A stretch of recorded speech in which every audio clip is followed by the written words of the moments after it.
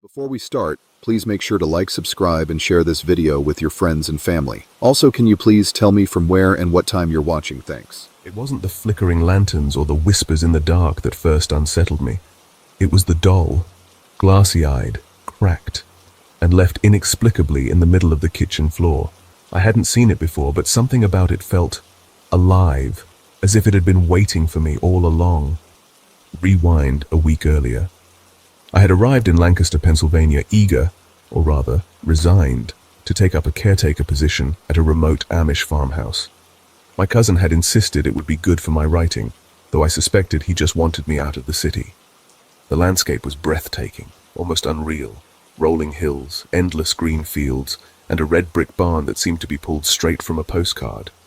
But the moment I stepped off the bus, something felt wrong. The air was heavy, almost oppressive, and the silence wasn't peaceful. It was unnatural. The Amish family I was to work for greeted me with reserved smiles.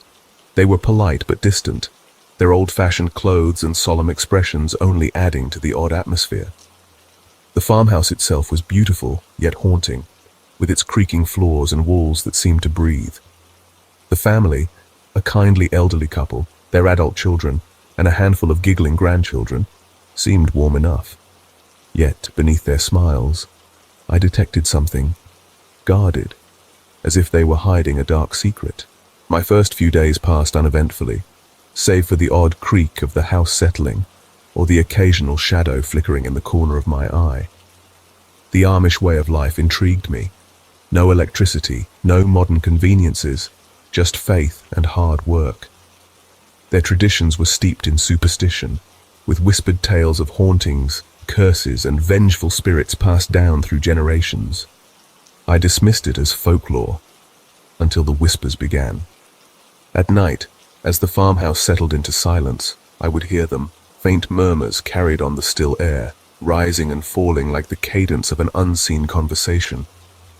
At first I thought it was the wind, but the wind doesn't call your name. Then came the figure in the wheat field. I saw it one evening, just as the sun dipped below the horizon. A silhouette stood motionless among the swaying stalks. I squinted, trying to make out details, but the figure dissolved the moment I stepped closer, as if it had never been there. By the end of the week, I couldn't ignore the mounting unease. The family's polite smiles had grown strained, and their once vivid stories about the farm became clipped and vague. Driven by curiosity and a growing sense of dread, I began digging into the farmhouse's history. What I found chilled me to the bone. Hidden in an old chest in the attic were letters, brittle with age, recounting the tale of an ancestor named Margaretha, a rebellious woman accused of practicing dark magic. She had been cast out by the community.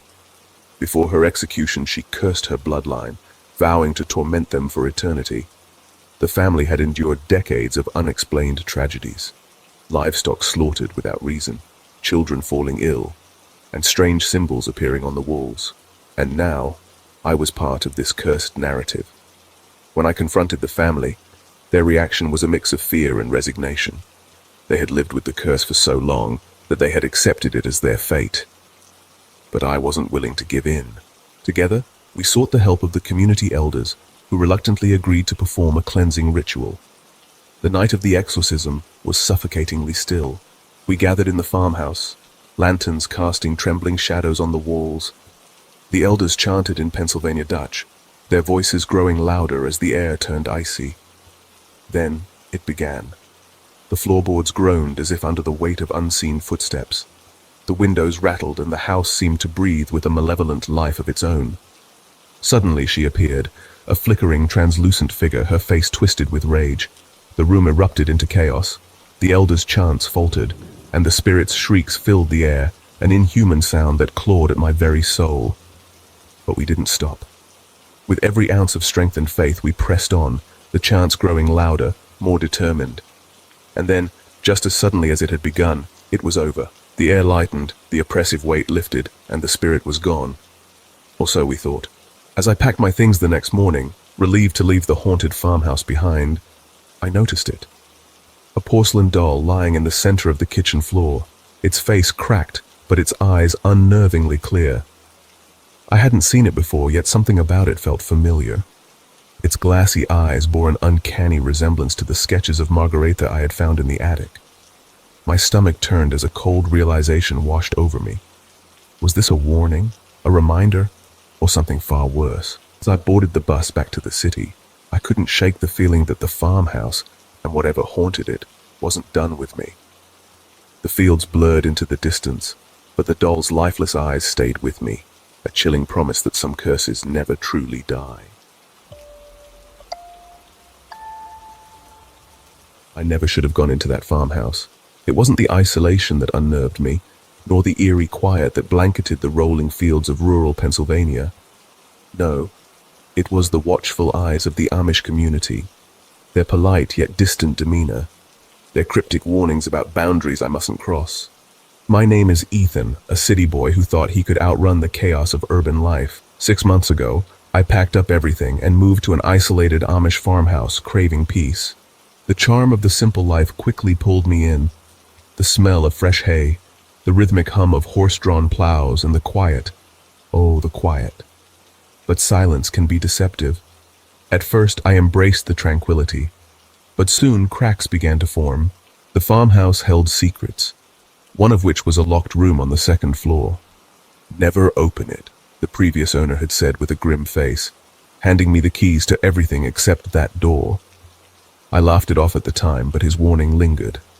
The Amish elders held late-night meetings, their faces drawn with a seriousness that felt out of place in such a serene setting. The children, too, avoided the old barn at the edge of my property like it housed a monster. Their wide-eyed glances and sharp reprimands from their parents were hard to miss. The nights were the worst. That locked room wasn't just a room. It was alive. It groaned and creaked in ways the rest of the house didn't. Sometimes I could swear I heard faint whispers, muffled yet insistent, coming from the other side of the door. My curiosity clawed at me, but I held back, honoring the previous owner's warning. Then came the invitation. It was for a community gathering, an event that happened once a year. The Amish, normally reserved, insisted I attend. Under the flickering firelight of the gathering, I learned of an old legend tied to the farmhouse, a story of bountiful harvests secured through unusual means. The elders spoke in hushed tones, their faces illuminated in the glow of the flames, their eyes betraying a shadow of fear. That night, as I stared out my window at the barn, its silhouette cast an ominous shadow across the moonlit fields. Something inside me snapped. The locked room, the barn, the whispers, they were all connected. I had to know. Breaking into the locked room was easier than I expected. The door splintered under my weight, and inside the air was thick, oppressive, as if the room had been holding its breath for decades. Artifacts were scattered everywhere, strange carvings, faded scriptures, and old records. My hands trembled as I pieced it together. The Amish community had once performed blood sacrifices to ensure a plentiful harvest. And the barn. That's where it all happened. The realization hit me like ice water. I wasn't just the new guy in town. I was the outsider, the perfect scapegoat for their twisted tradition. My blood ran cold as I imagined the elders' watchful gazes, the way their silence seemed to hold secrets. I needed to escape. The night before the harvest festival, I packed my things in secret. Every creak of the floorboards sounded like a gunshot in the stillness of the farmhouse. I avoided windows, certain that shadowy figures lurked just beyond them. Midnight came, and I made my move. The barn loomed in the distance as I crept through the fields, its silhouette darker than the night itself. Behind me, I swore I heard footsteps, soft, deliberate, gaining on me. My heart pounded as I pushed forward, adrenaline masking the searing pain of twigs and rocks cutting into my feet. By some miracle, I reached my car and sped away, the gravel crunching beneath my tires like a final warning. The city's chaos, once unbearable, was now a refuge, but peace didn't come with my escape. The farmhouse haunted me in my dreams, its locked room, its dark history, and the barn's shadow. Even now, in the bustling noise of the city, I feel their eyes on me. The Amish didn't just let me leave, they let me escape. And I can't shake the feeling that someday, when the fields grow barren and the harvest is thin, they'll come looking for me. The ritual isn't complete. Not yet. The first thing I noticed was the silence, an unnatural, oppressive silence that felt alive.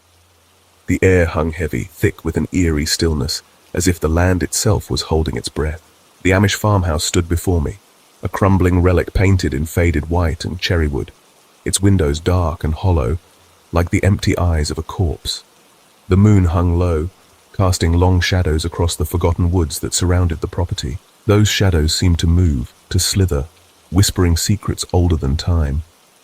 I had come here chasing knowledge, drawn to the simplicity and mystery of Amish culture. But as I stood in the cold moonlight, I couldn't shake the feeling that this was a mistake.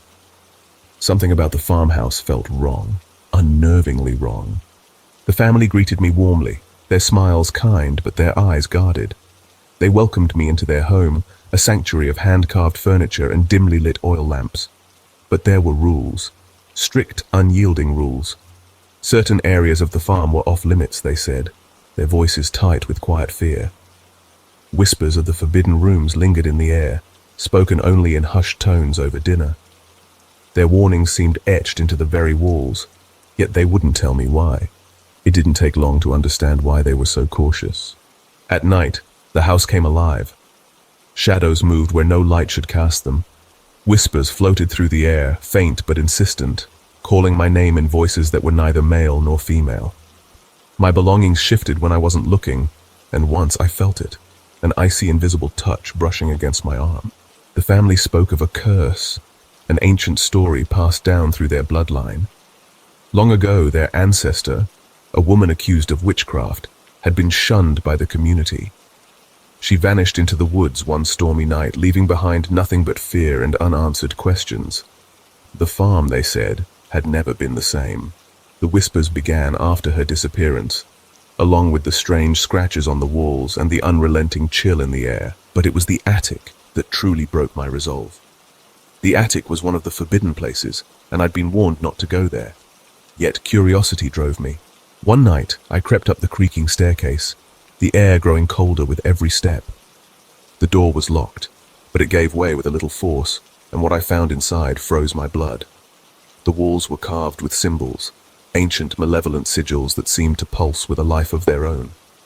The wooden floor was stained, darkened with what could only be old blood. A small rotting altar sat in the center of the room, draped in tattered cloth and surrounded by blackened candles. The air reeked of decay and something darker, something foul. Before I could leave, I felt it. A presence. The room grew heavier, the darkness thicker, pressing down on me until I could barely breathe. A cold, guttural voice whispered from the shadows, and suddenly, I wasn't alone. The spirit attacked that night. It wasn't a ghost, but a force, a wrathful storm of hate and vengeance that seemed to pour out of every corner of the farmhouse. The walls shook, the air screamed, and every light was snuffed out. I ran, my heart hammering as the family screamed in terror. The spirit wasn't just targeting me, it was lashing out at everyone, its fury boundless and relentless. In desperation, the family summoned the Amish elders, respected figures known for their ability to cleanse evil. They arrived just before dawn, carrying tools of faith and tradition. What followed was a battle unlike anything I had ever witnessed. The elders prayed, their voices steady as the spirit roared in defiance. Objects flew through the air, unseen hands clawed at their faces, but they held their ground.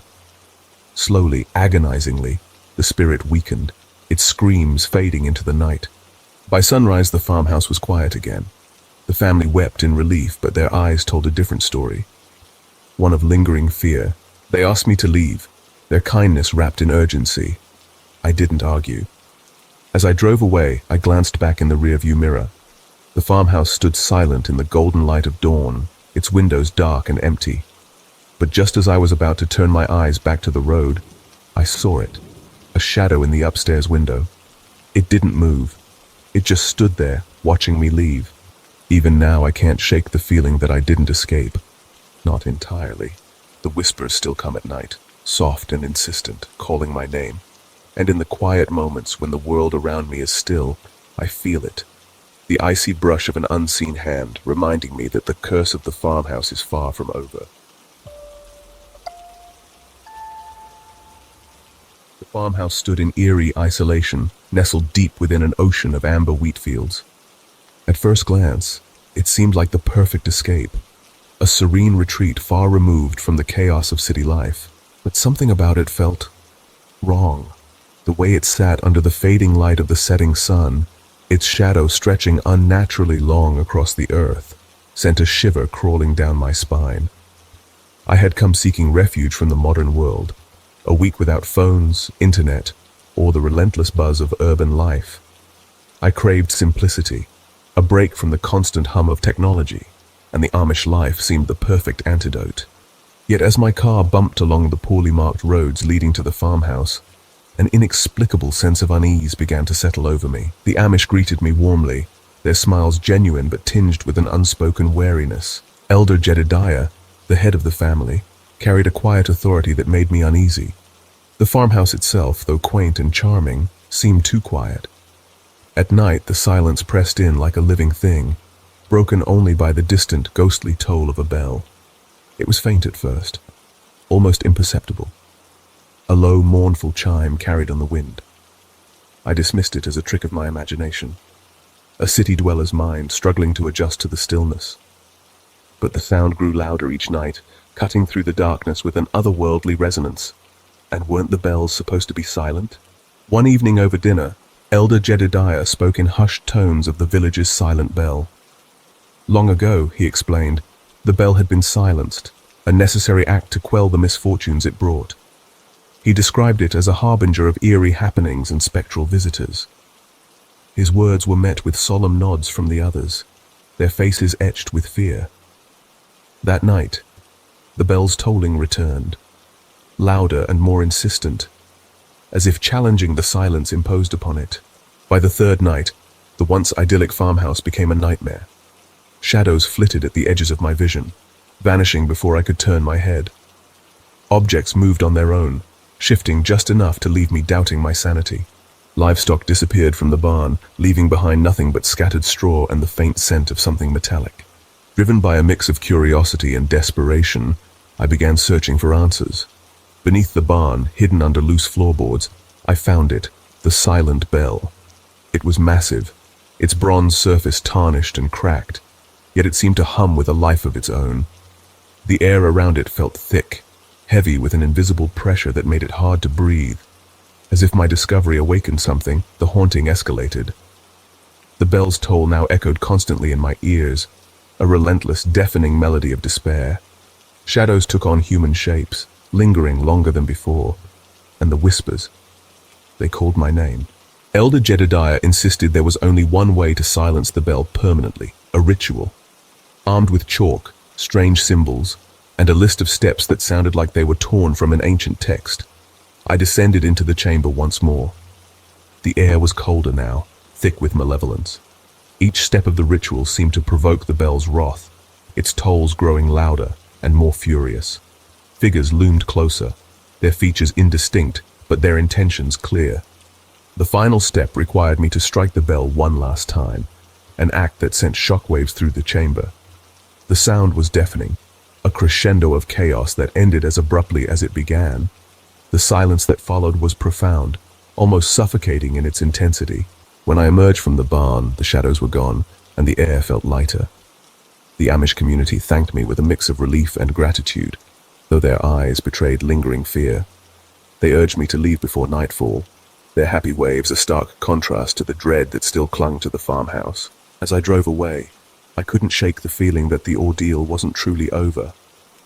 Just as the farmhouse faded from view in my rearview mirror, I heard it, a faint, distant chime. My grip tightened on the steering wheel as an icy chill ran up my spine. Maybe it was just my imagination, or maybe the silent bell was never meant to stay silent. Driving through the endless moonlit expanse of the Amish countryside, a peculiar stillness pressed against the car windows, heavy and suffocating. My name is Sam, an aspiring anthropologist, and I was here to study simplicity in its purest form, a final year project centered on Amish life. The farmhouse, my temporary home, was supposed to be a peaceful retreat from modern chaos. Instead, it became the backdrop for the most horrifying chapter of my life. Jacob and Martha greeted me warmly at the farmhouse. Their smiles were genuine, but something lingered beneath them. A weight, a shadow. I ignored it, chalking it up to nerves. The house itself was a living relic of the past, every creak of its floorboards whispering tales of simpler times. Yet, on my first night, simplicity revealed its darker side. The sounds began faintly, a muffled hum like distant conversations carried on a restless wind. Then, the faint toll of a bell, soft yet jarring, sliced through the silence. I awoke in a cold sweat, dismissing it as my imagination adjusting to the unfamiliar. But as the nights went on, the sounds grew louder, more distinct. Whispers of sorrow, cries of anguish, and the ghostly toll of that cursed bell. The following day, while exploring the farmhouse, I came across a locked door. When I asked Jacob about it, he gave a dismissive chuckle, saying it was just a storage room, unsafe due to clutter. His tone was casual, but his eyes betrayed unease. Something was hidden behind that door, and I couldn't let it go. As I spent more time in the house, its inviting warmth began to twist into something sinister. I discovered a trapdoor beneath an old rug in the dining area leading to a hidden basement. My heart pounded as I descended into the darkness, and the sight that greeted me was like a punch to the gut. Amish clothing, neatly folded but stained with dark, dried blood, lay scattered alongside rusted tools that spoke of violence rather than labor. I confronted Jacob, but his demeanor remained unchanged, as if he hadn't heard my accusations. That night, Martha vanished. Her absence was explained away as a trip to a neighboring community, but I wasn't convinced. Later that day, I found an old, weathered diary tucked behind a stack of books in the sitting room. It was Jacob's. The diary's entries started innocently enough, accounts of daily life, farming routines, and family moments. But as I read on, they darkened. Jacob wrote of children who rebelled against Amish traditions, choosing modernity over their roots. These sinners, as he called them, had to be punished. The entries became cryptic, referring to rituals of penance and silence, their fates shrouded in eerie vagueness. Fueled by equal parts dread and determination, I broke into the locked room that night. What I saw will haunt me forever. Chains hung from the walls, their rusted links stained with evidence of suffering. Knives, carefully arranged on a wooden table, bore the marks of use. In one corner, a pile of bones sat like a grotesque monument to Jacob's twisted sense of justice. My blood ran cold. As I stood frozen, the door creaked open behind me. Jacob was there, his face a mask of calm insanity. His voice was soft but firm as he said, "You shouldn't have come here, Sam." He lunged toward me, but age dulled his speed and adrenaline gave me wings. I bolted from the room, through the maze of hallways and out into the fields. The darkness was oppressive, but the faint glow of a neighbor's light guided me. I stumbled into their yard, gasping out my story. They called the authorities, who arrived with grim efficiency. Jacob was arrested, and the farmhouse was searched thoroughly. What they found made headlines for weeks. Martha was discovered alive, drugged, and locked away in a hidden compartment. The investigation also uncovered connections to cold cases spanning decades, young people who had vanished without a trace, their lives extinguished by Jacob's fanaticism. I left that place a changed person. The allure of simplicity now felt like a mask, hiding the potential for unspeakable horrors. The experience didn't deter my anthropological pursuits, but it did leave me with a haunting lesson. Even the most tranquil facades can conceal the darkest truths. As I drove away, the farmhouse fading into the horizon, a chill ran down my spine. Somewhere in the distance, I could have sworn I heard the faint toll of a bell. It's one thing to be alone in the wilderness. It's another to realize you're not alone at all. A few years ago, I set off on a solo hike deep into the Olympic National Forest in Washington State, accompanied by my 2 dogs. After 4 days, I was a good 20 miles from any known roads or trails, camping high up at around 7,000 feet. The tree line had begun to thin, and I'd made camp in a vast open meadow atop a secondary mountain. It was about an hour before sunset when I arrived. Normally, my big dog would roam nearby while I set up camp, scavenging for sticks, barking at squirrels. But this time, something felt different. He wasn't playing. Instead, he was fixated on the steep, shadowy mountainside behind me. His tail was rigid, pointing straight up, and he was barking relentlessly. It wasn't the playful, yappy bark he used for small animals. This was different. This was a bark of concern. A deep, uneasy growl rumbled in his chest, his body tense, as though he sensed something I couldn't see. The day before, I'd found a strange note under a rock at the last landmark warning of a problem in the area. A group of campers had reported something harassing them, and on my way up the mountain, I had come across large cat tracks. Mountain lions. It was enough to make anyone cautious, but this felt like something more. I decided to take a quick scouting trip up the hillside to check for movement, maybe even track down where I'd hang my bear bag. For those unfamiliar, a bear bag is a waterproof sack used to keep food safe from bears. You have to hang it high in the trees, far enough from the ground where even the most determined of animals can't reach it. There were a few trees, but they were high up, on the steep hill above me. I hadn't seen or heard anything, but then my dog started whining. A soft, anxious whine that tugged at my gut. Whatever was up there, he could feel it, even if I couldn't. It was as if the forest itself was holding its breath. I began to climb the steep hill. It was so steep that I had to brace myself against the trees to keep from slipping. Each step felt like it could be my last, but I pushed on. Halfway up, I heard a rustling sound. Movement. My heart leapt in my chest, and before I could even process it, my dog's growl turned into a vicious bark. I froze. My pulse was a drumbeat in my ears. Every instinct screamed to run, but the thought of tripping and falling down the jagged boulders below paralyzed me. I was stuck, heart pounding, mind racing through a dozen terrible possibilities. If it was the bear I suspected, my dog, he would try to protect me, which could lead to his death.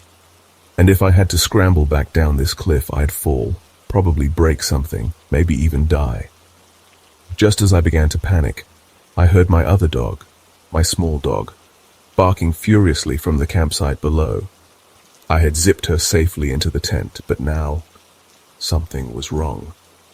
I snapped back to reality, forcing my thoughts into survival mode. I called my big dog Loki, and he reluctantly came back to me. I leaned against a tree to steady myself, trying to calm my racing heart. That's when I realized something that made my blood run cold. I had forgotten to turn on my headlamp. The adrenaline hit me so hard that I almost punched myself in the face as I tried to switch it on. My knees were shaking and my chest felt tight. When the light finally flickered on, I scanned the darkness around me.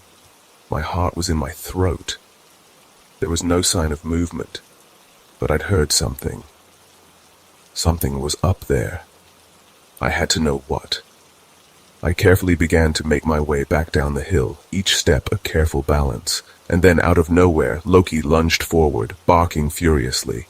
He charged up the hill in a sudden burst, snarling and foaming at the mouth. Whatever it was, he had just made it blow its cover. I froze. My eyes locked on what moved through the trees, something crouching just ahead. It wasn't a bear. It wasn't a mountain lion. A man. A man, dressed in ragged clothes and a hood, blending into the hillside like some twisted version of a ghillie suit. But his face wasn't covered in camouflage. It was dirty, grimy, and staring straight at me. We locked eyes. No words, just an unbearable tension in the air, like we were communicating through sheer willpower. I don't know how long we stood there, but the chill that ran down my spine felt like it could last forever. I didn't move, didn't speak. I just stood my ground, hoping he would back down, but my stomach churned. I wanted to scream, but was paralyzed by fear. Suddenly, I heard my small dog again, barking furiously from below. The sound sent a fresh wave of panic through me. What the hell was going on down there? Was she okay? I snapped out of my trance, calling Loki back to me. As he reluctantly came to my side, I started to carefully make my way back down the hill. I paused every few steps, glancing back to make sure nothing was following me, that nothing had moved. By the time I reached the bottom, My mind was reeling. Loki wasn't the only one on edge. As I approached the campsite, I saw my small dog had gotten out of the tent. She was pacing, growling, her tail high and rigid. I thought I'd zipped her up properly, but now I wasn't so sure. Had someone come into the camp? Had they let her out? My heart was racing, and the only thing I could think to do was pull out my gun. I fired a single shot into the air, hoping it would send whatever was out there running. Then, without a second thought, I climbed into the tent, gun by my side, and waited for the night to pass. By morning, I packed up and fled the mountain. The descent was steep, but it was nothing compared to what I'd already been through. I made it to a nearby campsite 4 miles from my car.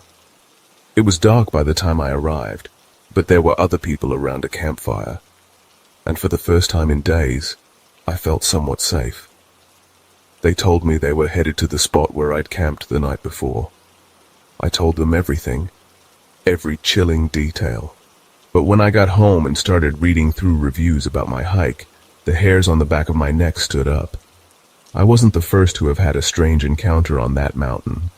A man had been found dead from a fall in the same boulder range 2 years ago, and just a year after that, a woman's body was discovered, murdered.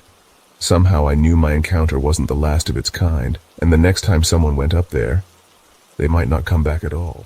It was late November, the kind of cold, silent night where the air feels thick with something unspeakable.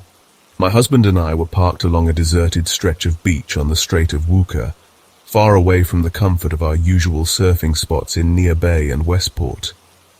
The surf report had promised good waves, but the weather had been rough, and we decided to take a chance on a more secluded spot along Highway 112. It was the kind of place where the road disappears into endless trees, and if you were unlucky, you could disappear too. We didn't know it then, but the trip would change us forever. Arriving at the beach around 3:30 p.m., we were the only ones there, save for a young couple parked nearby in a weathered Westphalia van. The sun was low, casting long shadows across the sand, and everything felt eerily quiet. After making dinner and watching the ocean, I decided to take a short walk along the beach. The last thing I expected to hear was a loud, high-pitched whistle, sharp against the stillness of the evening air. We looked up to see a man walking down the entrance road, a tiny backpack slung over his shoulder, heading straight for the beach. It was odd. There was nothing around for miles, no hiking trails, no landmarks. Why was he out here alone, so far from civilization? He waved at the couple, exchanging some words with them before they invited him to their campfire. After a brief exchange, he sat with them, and that was the last time we saw him. As the night settled, we climbed into the car to sleep, the sounds of the ocean lulling us into a false sense of security. But just after 6 p.m., something changed. I woke up, opened the car door for some fresh air, and noticed the couple's van was gone. Something about their absence unsettled me, but I brushed it off, too tired to dwell on it. However, when I woke up again, it was close to 11 p.m., and I couldn't shake the feeling of unease. I shot up in bed, my heart racing. My husband stirred beside me, asking if I was okay, but I couldn't explain it. I'd had a bad dream, I said, but it was more than that. It was as if the night had become wrong. I lay there, listening, trying to find any sign that everything was still normal. But the longer I listened, the more it felt like something was waiting, just beyond the reach of the darkness. Then a tap. Light at first, soft, and then another. Tap, tap, tap. I froze. My husband's voice broke the silence. Someone's tapping on the windows. We both knew something was wrong. The couple's van was gone, and now the quiet had become unnatural. In an instant, we grabbed our shoes, knives, flashlights, and pepper spray. We opened the car door into complete darkness. The kind of darkness that presses against your skin, making it hard to breathe. I shined my flashlight down the beach, but there was nothing, just the emptiness of the sand stretching out toward the waves. My husband made his way toward the trees behind us, walking slow but purposeful. I kept watch, my heart in my throat. Then, just as I was about to turn back to the car, my husband returned quickly, his face pale. "We need to leave. There's a car parked by the exit road and its lights are off, but the engine's on." I didn't even question it. The panic in his voice told me everything I needed to know. We packed everything hastily into the back seat, trying to stay calm, but fear made every movement feel like we were under attack. We drove toward the exit road, but as soon as we neared it, I caught a glimpse of headlights in the rearview mirror. The car had started following us. At first we thought it was just a coincidence, maybe another camper. But the car wasn't slowing down. It was right on our tail, close enough to make us feel the pressure of its presence. Every corner felt tighter, the road narrowing with thick trees on one side and a sheer drop to the ocean on the other. Then the car started tailgating us, almost trying to ram us off the road. I screamed, my heart pounding in my chest, as I realized there was no way to escape. The road offered no turnoffs, and the cliffside on one side made it impossible to outrun them. But then, a small dirt road appeared, barely visible in the night. Without hesitation, my husband jerked the wheel, tires screeching as we swerved onto the dirt path. The pursuing car didn't follow. Instead, it kept going down the highway, lights blinding in our rearview mirror. We sped down the road, barely able to think straight. My husband pushed the car to 90 miles per hour, not daring to look back. When we finally arrived back in Port Angeles, shaken but alive, we couldn't shake the feeling that whoever had been in that car wasn't just trying to scare us.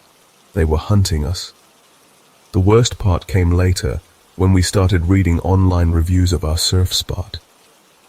Other campers had been there in the past, and they'd experienced the same strange behavior. One review mentioned a man found dead from a fall near the same boulders we'd been parked by 2 years earlier. And the year after that, a woman was found murdered. To this day, we can't forget the feeling of being watched, hunted by whoever was behind that car. The shrill ring of the payphone echoed in the stillness of the rest area. It wasn't the call I was waiting for. The voice on the other end was deep, sickly sweet, and laced with something sinister. "Do you want to have a good time?" it asked. I froze, my blood running cold. How did he know the number? Just 20 minutes earlier, I'd settled into my car at the desolate rest area, hoping for a peaceful night. I was broke, stranded with no other options, and the only thing I could do was wait for my cousin to pick me up. I had nothing but my hoodie as a blanket, and the world outside felt like it belonged to someone else. But now, something was very wrong. Something I couldn't explain was watching me.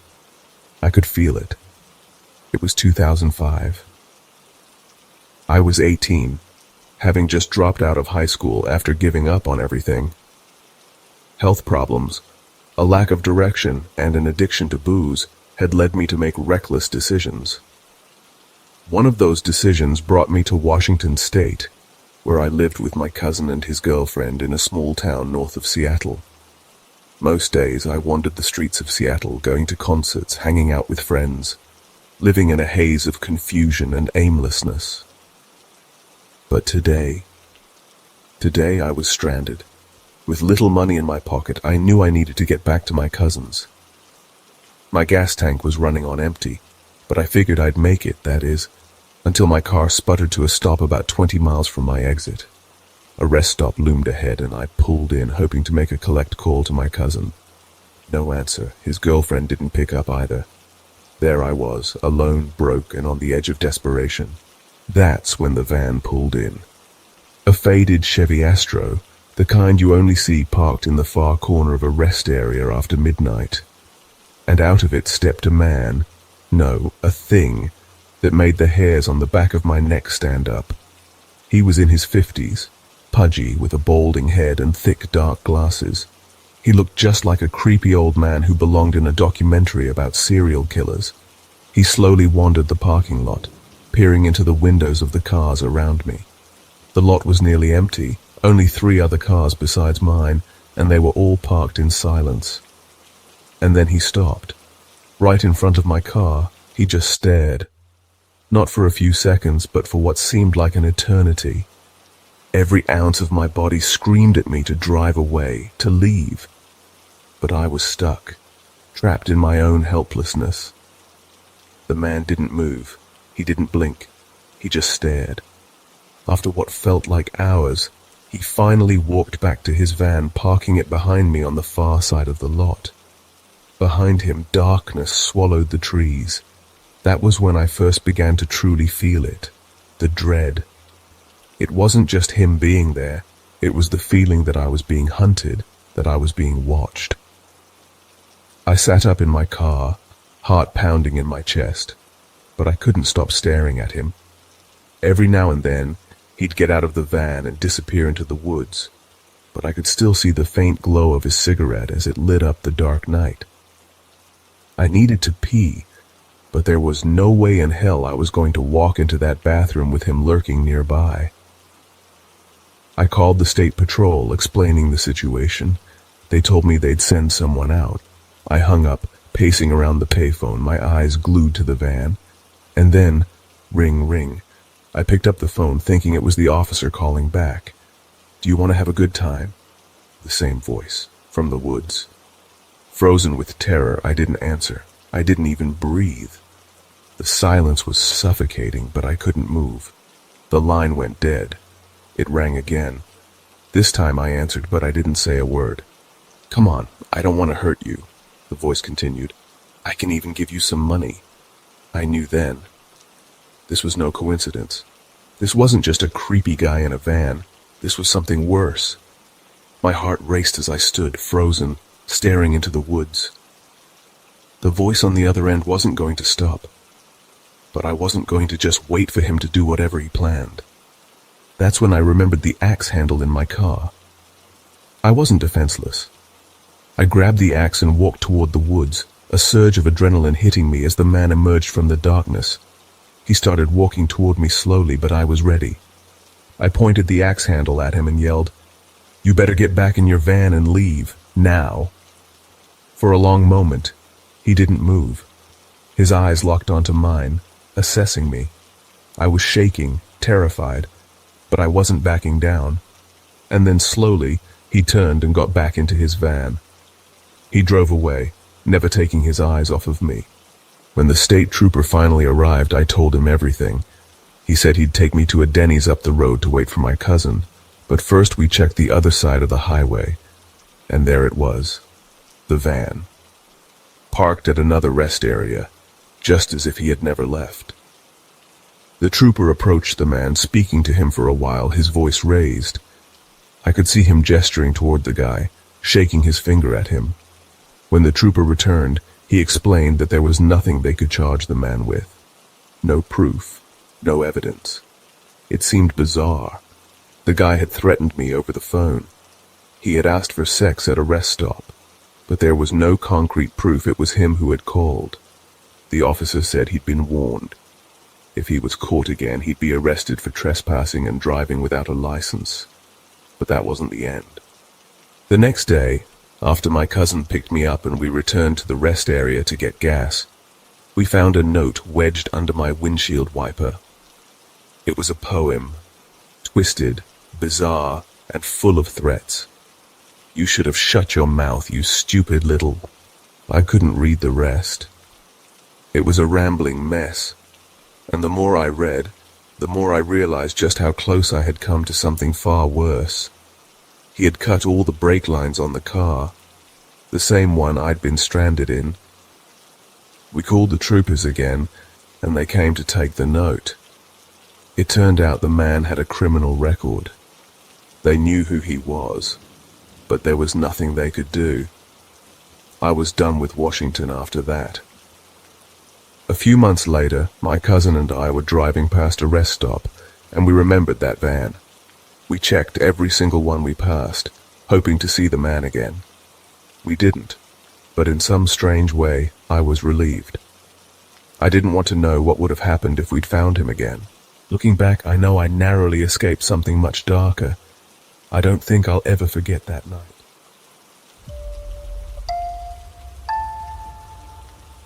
It was 2019, a year my family wouldn't forget.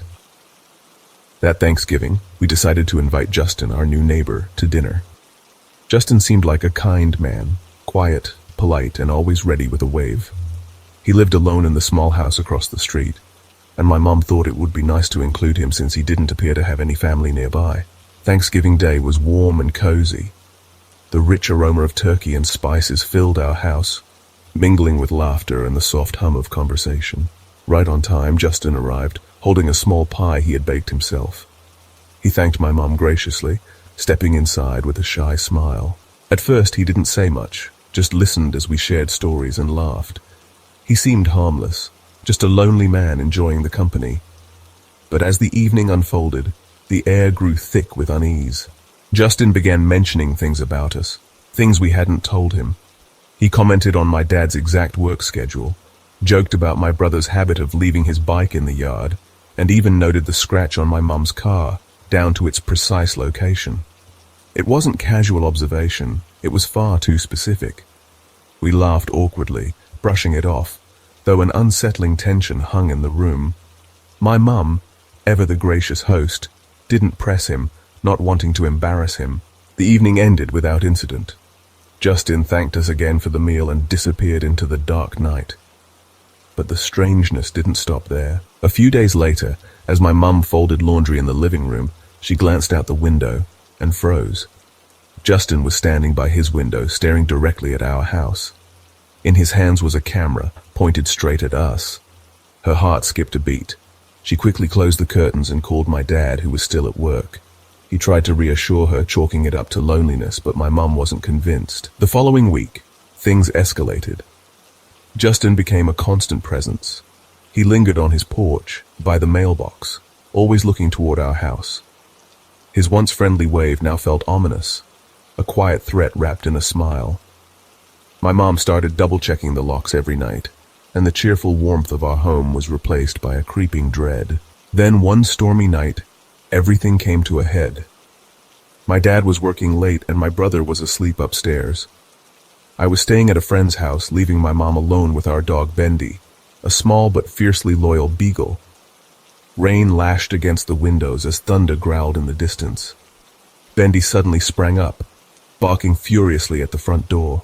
His growls were low and menacing, a sound we had rarely heard from him. My mom tried to calm him, thinking it was just the storm, but then she heard footsteps. They were slow, deliberate, crunching against the wet gravel outside. Her stomach tightened as she peeked through the curtains. Justin was standing in the garden, soaked to the bone. His face was partially obscured by the shadows, but his eyes glinted unnervingly in the dim light. In his hand, he held something metallic that caught the faint glow of the porch light. Panicking, my mom grabbed an umbrella and opened the back door cautiously, letting Bendy rush out ahead of her. "Justin!" she called over the pounding rain. He didn't answer. Instead, he took a step closer, his expression cold and unreadable. "What do you want?" she demanded, her voice trembling. Justin didn't respond. Instead, he raised the object in his hand, a notebook. But there was something about the way he held it, something in his posture that screamed danger. Fear overwhelmed her, and she bolted back inside, slamming the door shut. She locked it and leaned against it, her breath coming in ragged gasps. Moments later, the knocking started, soft at first, then louder. "Please," Justin's voice called from the other side, eerily calm. "I need your help. Let me in." Her hands shook as she grabbed her phone and dialed 911. The knocking stopped abruptly, and the silence was deafening, broken only by the relentless rain. Minutes passed like hours until flashing blue lights illuminated the yard. The police found Justin standing in the garden, silent and unmoving. In his hands was the notebook, its contents chilling. It was filled with detailed notes and sketches of our house, diagrams of our rooms, notes on when lights were turned off, and photos of us in the yard, through the windows, and even of my brother riding his bike. Justin was taken into custody, his drenched figure fading into the flashing lights of the police car. The officers returned a few days later to share what they had uncovered. Justin had been watching us for months, documenting our routines with obsessive precision. While there were no direct threats or concrete plans in his notes, his behavior suggested he had been plotting something. The thought made my blood run cold. He never came back to his house. The police said he was being evaluated, but we didn't ask for details. My mom insisted we install security cameras and new locks, and my dad didn't argue. From that night on, we lived cautiously. Curtains stayed drawn, and doors were always double locked. The warmth of our home returned, but the shadow of Justin's presence lingered, a reminder of how thin the line is between safety and terror. Thanksgiving night had always been a warm, comforting tradition in our home, a moment to forget the world's chaos and bask in the glow of family and gratitude. But that night, November 28th, became a nightmare etched forever in my memory. The air in Los Angeles was unseasonably cold, and our small home felt like a sanctuary. The scent of roasted turkey and spiced pumpkin pie filled every corner, blending with the soft murmur of laughter and the clinking of glasses. My mom had outdone herself, and even my little brother Max, the pickiest eater in the world, was devouring her stuffing like it was a rare delicacy. Dad was midway through one of his corny jokes, the kind that made us groan more than laugh, when a loud, violent knocking shattered the cozy bubble. It wasn't a polite tap-tap, but a deep, urgent pounding that seemed to rattle the very walls. We all froze. Dad frowned, setting down his fork, and Mom whispered, "Who could that be at this hour?" "I'll get it," Dad muttered, pushing back his chair. Max clung to my side, his wide eyes reflecting the fear I felt growing in my chest. Something about that knock, so forceful, so unrelenting, made the air feel heavy, almost suffocating. When Dad opened the door, the harsh light from our porch revealed a man standing there. He was old, wrapped in a tattered coat that barely seemed to shield him from the chill. His hollow cheeks and sunken eyes gave him a ghostly appearance, and his beard was a wild, scraggly mess. "Please," the man rasped, his voice barely audible over the pounding in my ears. "I haven't eaten in days. I don't know where else to go." He looked desperate, pitiful even, and my heart twisted with sympathy. But there was something off about him. His eyes, though tired, flickered with an intensity that made my stomach churn. Mom and Dad exchanged one of those silent glances that only parents understood. Finally, Dad sighed and stepped aside. "Come in," he said reluctantly. The man shuffled inside, his movements stiff and awkward, as if he wasn't used to being around people anymore. He muttered a faint thank you and glanced around, his eyes lingering on the family photos on the walls and the plates of food on the table. Mom quickly set a plate for him, and he hunched over it like a starving animal. His trembling hands shoveled food into his mouth, as if he feared it might vanish if he paused. We tried to resume dinner, but the mood was broken. The air felt heavier, colder, as if his presence had drawn a shadow into our warm little home. I couldn't stop watching him. His jerky movements, the way his eyes darted toward the windows and doors as if expecting something, or someone. Then, far off, the faint wail of a police siren pierced the night. It wasn't unusual in our neighborhood, but the man's reaction was immediate and chilling. His whole body stiffened, the fork halfway to his mouth frozen in midair. His eyes darkened, and the faint smile that had tugged at his lips vanished entirely. "What's wrong?" Mum asked softly, her voice tense. He didn't answer. Instead, he slowly reached into his coat. Time seemed to stop as he pulled out a gun. "Nobody moves," he growled, his voice no longer frail but sharp and commanding. My blood turned to ice. The room plunged into silence, the kind that roars in your ears. Dad raised his hands slowly, his calm voice betraying the fear I knew he felt. "Look, we don't want any trouble," he said. "Quiet!" the man barked, his finger twitching on the trigger. Mum squeezed my hand under the table, her trembling mirroring my own. Max wasn't at the table anymore. He'd slipped away to the bathroom just before the man pulled the gun. My heart pounded in terror for him, hoping he'd stay hidden. The siren grew louder, closer. The man's agitation grew with it. His wild eyes darted toward the door. his grip on the gun tightening. Then a soft creak came from the hallway. My breath caught. Max. The man's head snapped toward the sound, his face twisting in fury. Before he could move, a faint click echoed from the front door. In a flash, the man bolted toward the sound, yelling, "No!" He flung the door open, only to come face to face with two police officers, their guns drawn and aimed. "Drop it!" one of them shouted. The man froze, his face contorted with indecision. For a moment I thought he might fire, but the officers didn't wait. They lunged forward, wrestling him to the ground. The gun clattered to the floor, and the man let out a guttural scream as they cuffed him. I didn't realize I'd been holding my breath until the sound of the gun hitting the floor snapped me back to reality. Max peeked out from the hallway, pale but determined. One of the officers noticed him and nodded.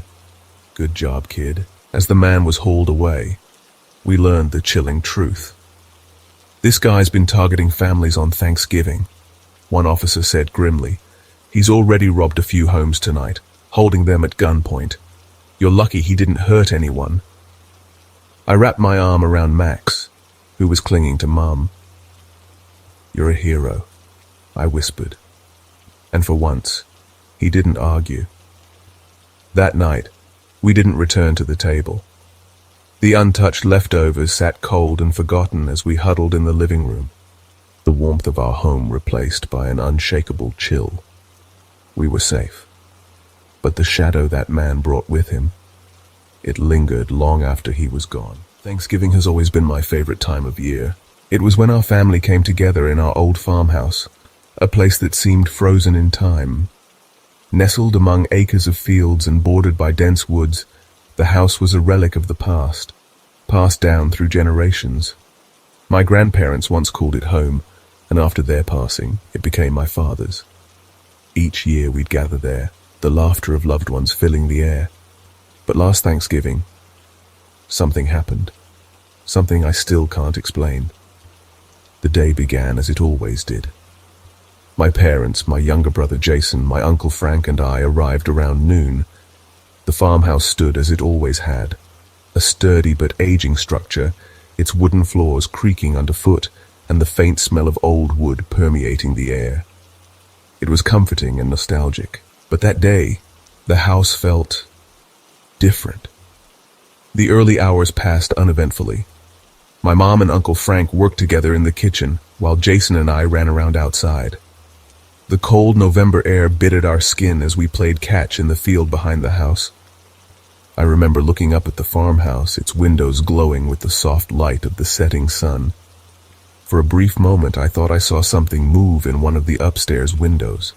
Just a flicker. I brushed it off, telling myself it was nothing, probably just the curtain swaying or the shadow of a tree. As evening fell, we gathered around the dining table for the Thanksgiving meal. The room was warm, lit by the chandelier that flickered occasionally, adding to the old-world charm.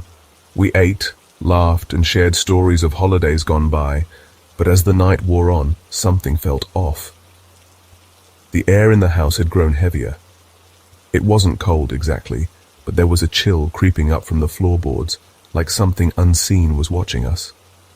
I noticed Jason glancing toward the hallway, his gaze often fixed on the stairs. When I asked if he was okay, he shrugged and muttered something about hearing creaks. After dinner, we retreated to the living room to watch a movie. My dad lit the old stone fireplace, and the flames flickered, casting eerie shadows across the room. It was cozy, but that uneasy feeling never left. The creaks Jason mentioned earlier became more noticeable. Soft, rhythmic sounds like footsteps coming from the second floor. Probably just the house settling, Uncle Frank said when I pointed it out. But deep down, I knew it wasn't. Around 10 p.m., Jason and I headed upstairs to the room we always shared when we visited. It was a simple room, 2 twin beds and a small window overlooking the backyard. The moonlight bathed the room in a pale glow, casting long shadows on the floor. We got ready for bed, but Jason was unusually quiet. Then he spoke, his voice barely above a whisper. "Do you think there's someone in the house?" I laughed nervously. "What are you talking about?" "I thought I saw someone standing by the barn earlier, but when I looked again..." They were gone. I didn't want to scare him or myself, so I brushed it off. Probably just your imagination. Let's get some sleep. But sleep wouldn't come. The wind howled outside, and the old farmhouse groaned with age. But tonight, it was different. Around midnight, I was jolted awake by a loud thump, followed by the unmistakable sound of something heavy falling upstairs. Jason was already sitting up in bed, wide-eyed. "Did you hear that?" he whispered. I nodded, my heart pounding. "Stay here, I'll go check." Grabbing my phone, I switched on the flashlight. The hallway outside our room was dark and silent, but the oppressive feeling had returned.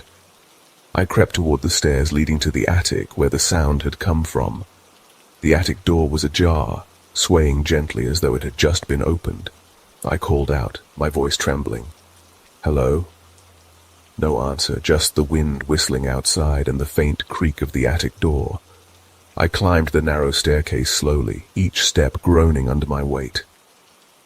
When I reached the top, I pushed the door open wider and peered inside. The attic was cluttered with forgotten belongings, old furniture, and piles of dusty blankets. Everything was still, but the air felt wrong. Thick. Oppressive. That's when I saw it. In the far corner, near an old rocking chair, a shadowy figure stood. At first, I thought it was a trick of the light, or maybe my eyes playing tricks on me. But then, it moved. Not like a person. It glided across the floor, unnaturally smooth. It was tall, featureless, just a dark silhouette against the dim light filtering through the small attic window. My breath caught in my throat. I froze, unable to move, my legs heavy with dread. The figure stopped, then turned toward me. I couldn't see its face, but I felt this overwhelming sense of dread, like I was being pulled into a black void. My heart raced and my limbs refused to obey. Then, without warning, it darted toward me. It made no sound, but its sudden movement snapped me out of my paralysis. I bolted down the stairs, nearly tripping over my feet. Jason was waiting at the bottom, his face pale. "What happened? What did you see? Just go downstairs," I yelled, pushing him toward the living room. By the time we reached the living room, the rest of the family was awake, alarmed by the noise. I tried to explain what I'd seen, but I could tell they didn't believe me. My dad and Uncle Frank went to check the attic, but they found nothing. No shadowy figure. No sign anyone had been up there. We stayed in the living room for the rest of the night, too scared to go back upstairs. I didn't sleep at all. Every creak, every gust of wind made my heart race. The next morning, we left earlier than usual.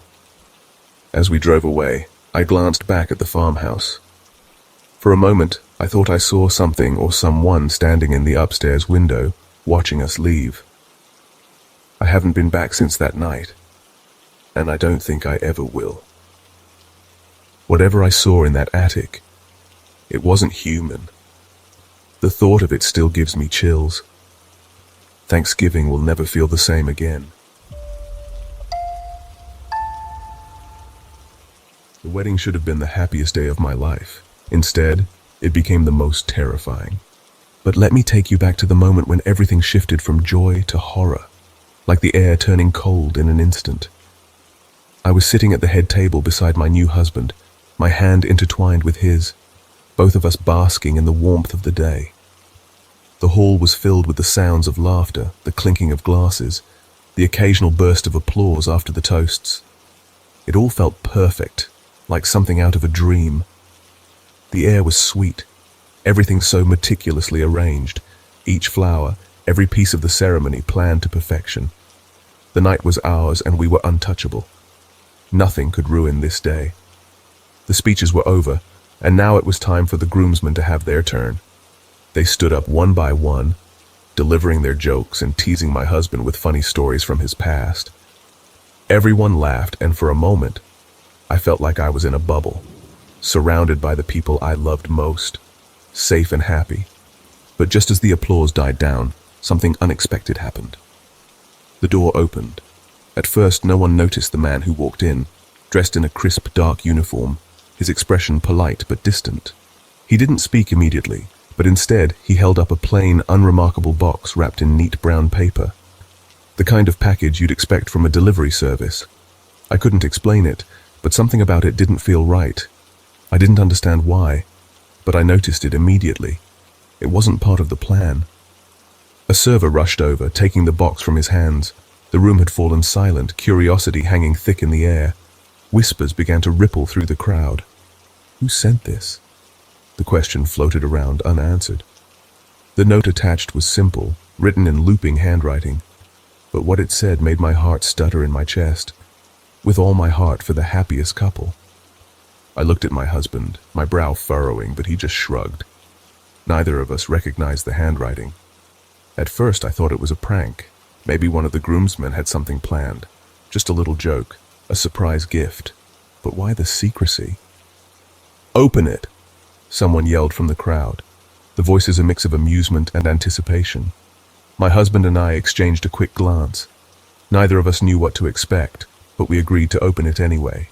The server carefully unwrapped the brown paper, revealing a plain, nondescript cardboard box. My breath caught in my throat, a cold, unsettling feeling creeping up my spine. Something about it felt off. I couldn't put my finger on it, but the air seemed to grow heavier around me.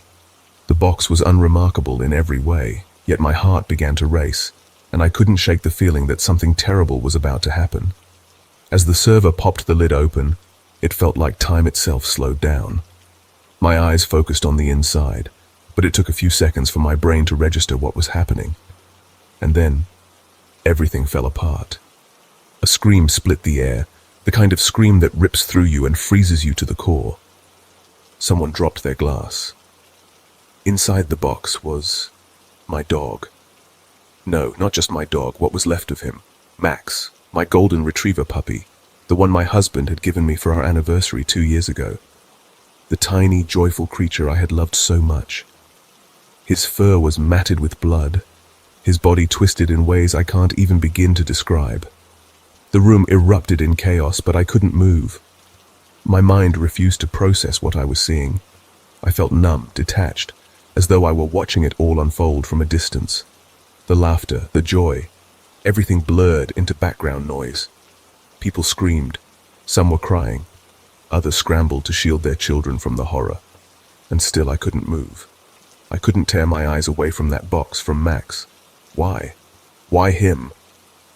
My husband's voice cut through the chaos, snapping me out of my trance. Who would do this? His voice was shaking, his face pale with fear. I couldn't answer. My legs felt like lead, and all I could do was stare at him, my mind racing. Who would do this? The police arrived shortly after, and the box was taken away. The party, once filled with laughter and celebration, had turned into a nightmare. I remember the quiet murmurs of the guests as they tried to steer the evening back to some semblance of normalcy. But how do you recover from something like that? One by one, guests began to leave, some with heartfelt condolences, others just stunned into silence. The rest of the night was a blur. The laughter, the dancing, the happiness, it was all gone, replaced by the thick, suffocating air of horror that seemed to cling to everything. The next day, I received a call from the police. They had found fingerprints on the box. Someone had touched it. Someone who had been too careless to wipe it clean. And those fingerprints led them to a name I never thought I'd hear again. My husband's ex-girlfriend. Apparently, she'd been stalking him for months, watching his every move on social media, commenting on his posts, liking every picture. And somehow, she had found Max, the one thing that we both loved with all our hearts. She knew how much he meant to me, to us. She had sent the box. She had sent Max. The police explained that she'd been planning this for weeks, carefully crafting the perfect moment to destroy what we had. I felt a sickening twist in my stomach as they explained how she'd tracked down Max, taking him from our home when he went missing a few days before the wedding. We had thought he'd wandered off, maybe chasing after something. We'd put up flyers, asked around the neighborhood. Never in my wildest nightmares did I think someone had taken him on purpose. Looking back, there were signs. There were cryptic texts my husband had gotten from an unknown number, comments on his social media posts that seemed harmless at first, but now felt like a warning. But we had dismissed them, assuming they were just random trolls. or the kind of harmless internet nonsense you encounter every day. But none of that mattered now. I kept replaying that moment over and over in my head, the image of that box, the twisted body of Max, and the horrifying realization that we had been watched, tracked, and manipulated. It felt like a nightmare I couldn't wake up from. If there's one thing I've learned from this experience, it's this. Trust your instincts. When something feels off, don't ignore it. And maybe, just maybe, some things are better left off social media. To this day, I can't hear the words wedding surprise without my stomach twisting. Every time I see a box wrapped in brown paper, my heart races. Some memories never fade, and some horrors, once they find you, never truly let go. The wedding cake glistened under the soft glow of fairy lights, an immaculate, three-tiered masterpiece adorned with delicate sugar flowers. To the gathered crowd, it seemed like the pinnacle of perfection, a symbol of everything the day represented: love, beauty, and happiness. But beneath the flawless exterior, something dark waited, hidden and unsuspecting. I remember standing just a few feet away, holding a champagne flute, my laughter blending with the chatter around me. My cousin Clara and her new husband Mike stood by the cake, their smiles radiant. Clara's dress sparkled as she leaned into Mike, both of them ready to cut into the cake that everyone had been admiring all evening. The crowd cheered as the caterer rolled the cake closer on a rustic wooden cart, its wheels creaking slightly against the wooden floor. Phones were out, cameras flashing, everyone eager to capture the moment. The ornate cake knife, wrapped in a satin ribbon, rested on a silver tray beside the cake. It was the kind of detail Clara obsessed over, ensuring every aspect of the wedding screamed elegance. "All right, you two, make it a clean cut," someone from the crowd joked. "No pressure," another teased, prompting light laughter. Mike picked up the knife, his fingers brushing Clara's as they held it together. Their smiles widened as they leaned in, ready for the ceremonial slice. And then it happened. The moment the knife pierced the cake, a sharp crack echoed through the room. Mike's hand jerked back, and for a split second, confusion rippled across his face. Then came the blood, a vivid, shocking crimson against the pristine white fondant. It dripped onto the tablecloth, staining the perfect scene with something raw and visceral. Gasps erupted from the crowd, followed by a high-pitched scream. Clara's expression shifted from joy to horror as she grabbed Mike's arm, her eyes wide. "Mike, what happened?" Mike swore under his breath, clutching his hand, the knife still embedded in the cake. But it wasn't the ornate knife he had been holding. No, this blade was different. Someone pulled it out, revealing a long, sharp kitchen knife, the kind chefs use to chop vegetables, its steel glinting menacingly under the lights. It had been hidden, wedged deep inside the cake. The room erupted into chaos. People were shouting, some rushing forward to help, while others stood frozen in shock. Clara's voice cracked as she pleaded for someone to call an ambulance. Mike's best man grabbed a napkin, trying to staunch the bleeding as Mike's face contorted in pain. "What the hell is this?" someone yelled, pointing at the knife. The caterers stood off to the side, their faces pale and blank with disbelief. The head chef, a wiry young man who couldn't have been more than 25, stepped forward hesitantly, his hands trembling. It was a joke," he stammered, his voice barely audible over the commotion. "I didn't think—" "A joke?" Clara's father bellowed, his face red with fury. "You call this a joke?" The chef's eyes darted around the room, his words tumbling out in a panicked rush. I thought it'd be funny. When they cut into it, they pull it out and... I didn't mean for anyone to get hurt, I swear." But no one was listening. The damage was done. Mike's hand was bleeding profusely, and he was starting to look pale. Clara was sobbing, her hands shaking as she tried to comfort him. The once lively reception hall had transformed into a scene of utter chaos. The police arrived before the paramedics. They questioned everyone, their presence adding to the surreal horror of the evening. The head chef was cuffed and led away, his protests drowned out by the murmurs of disbelief from the guests. Mike was rushed to the hospital, leaving behind a room full of stunned onlookers. The reception fizzled out after that. People tried to salvage the night, making small talk and attempting to dance, but the energy was gone. The fairy lights seemed dimmer, the music hollow. Clara's parents were livid, berating the catering staff as if yelling could somehow undo the nightmare. Later, we learned that the knife had severed 2 tendons in Mike's hand. He required surgery and months of physical therapy, but even then, he would never regain full use of his hand. Imagine starting your marriage like that, carrying the weight of a horrific accident that could have been avoided. Clara tried to stay strong, but you could see the toll it took on her. She and Mike grew distant, their laughter quieter, their smiles less frequent. They didn't talk about the wedding much after that, as if burying it would erase the pain. The chef, last I heard, was charged with criminal negligence and assault. He claimed it was a stupid mistake, that he never intended to hurt anyone. Maybe that was true, but intentions didn't matter. The damage was permanent, etched into Mike's hand and their memories. Now, every time I see a wedding cake, I can't help but think about that day. It's funny how something so beautiful can hide something so sinister beneath its surface. And maybe that's the real horror of it all. You never really know what's lurking underneath. So, the next time you find yourself at a wedding, marveling at the perfection of it all, just remember, even the most flawless facade can hide something dark. And sometimes, the things you don't plan for are the ones that leave the deepest scars. The first thing I remember about Anna's wedding is the roses. Their scent was so overpowering, it felt like they were breathing, alive in the golden evening light that streamed through the ivy-covered venue just outside the city. Everything was perfect, almost too perfect, the kind of perfection that makes you feel uneasy, like the calm before a storm. I was part of the bridal party, standing by with champagne in hand, enjoying the laughter and the clinking of glasses. Anna was radiant, her white dress glowing as if it was stitched with threads of sunlight. Eric, her groom, looked equally dashing. Together they seemed like a couple from a fairy tale. Yet there was something about that day. Something I couldn't shake. It was like an invisible thread of tension pulling tighter with each passing moment. Then he arrived. Nate, the photographer. Tall and scruffy, with an air of arrogance that filled the room the moment he walked in. He carried a massive camera strapped around his neck and a drone tucked under one arm. His confidence was palpable, almost unsettling. He barked orders at everyone like a director on a film set. "You there, closer. Bride and groom, kiss again, but hold it longer this time." People grumbled under their breath but obeyed. After all, wasn't that what photographers were hired to do?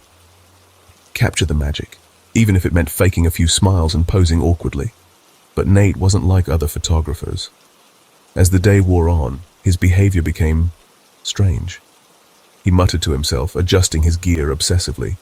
He climbed onto chairs for better angles, hopped down and darted across the room like a man possessed. His intensity was unsettling, as though he was chasing something elusive, a shot that would make him immortal. At one point, I overheard him speaking to a venue staff member. "The roof," he said, his voice tinged with urgency. "I need access to the roof. Roof shots are killer.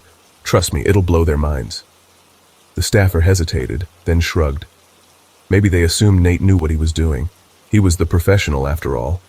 But the roof wasn't designed for guests. It was a 3-story structure with sloped tiles, vents, and no guardrails. Just thinking about someone being up there gave me chills. A few minutes later, Nate vanished. I figured he'd given up on the idea.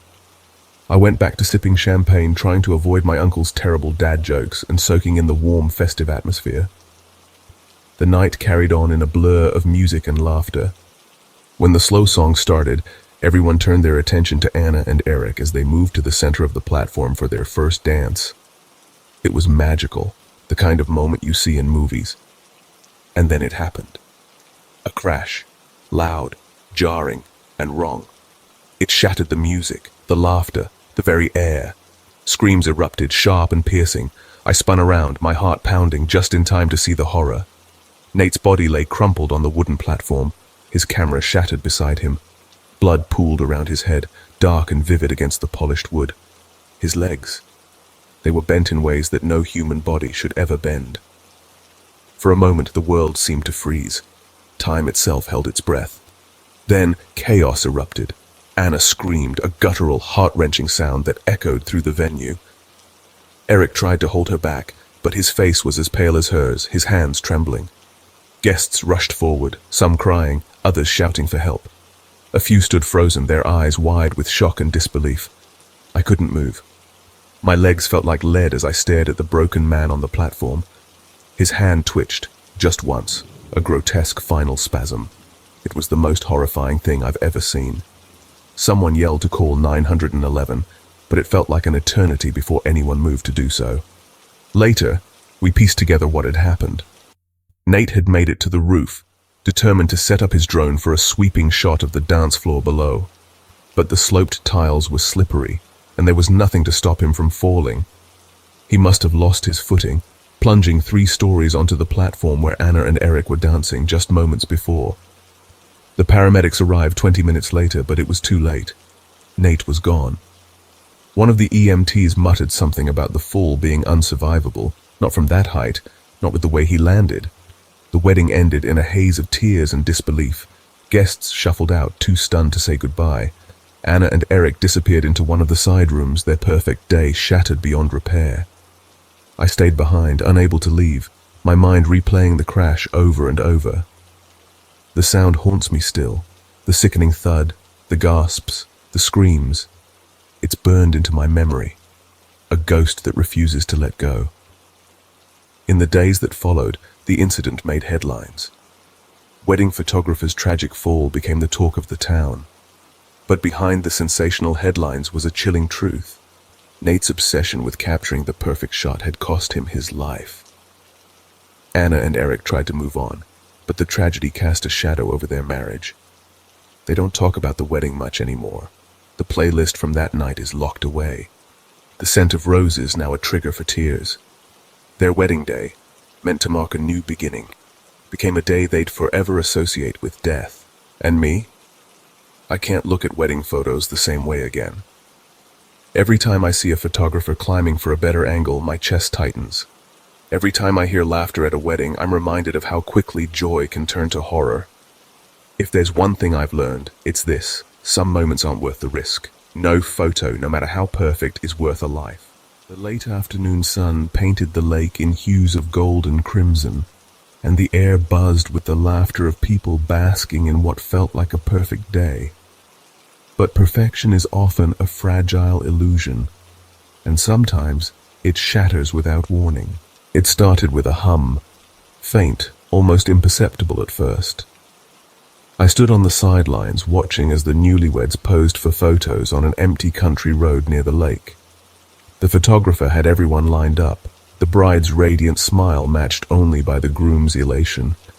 Bridesmaids giggled, groomsmen cracked jokes, and the air seemed alive with joy.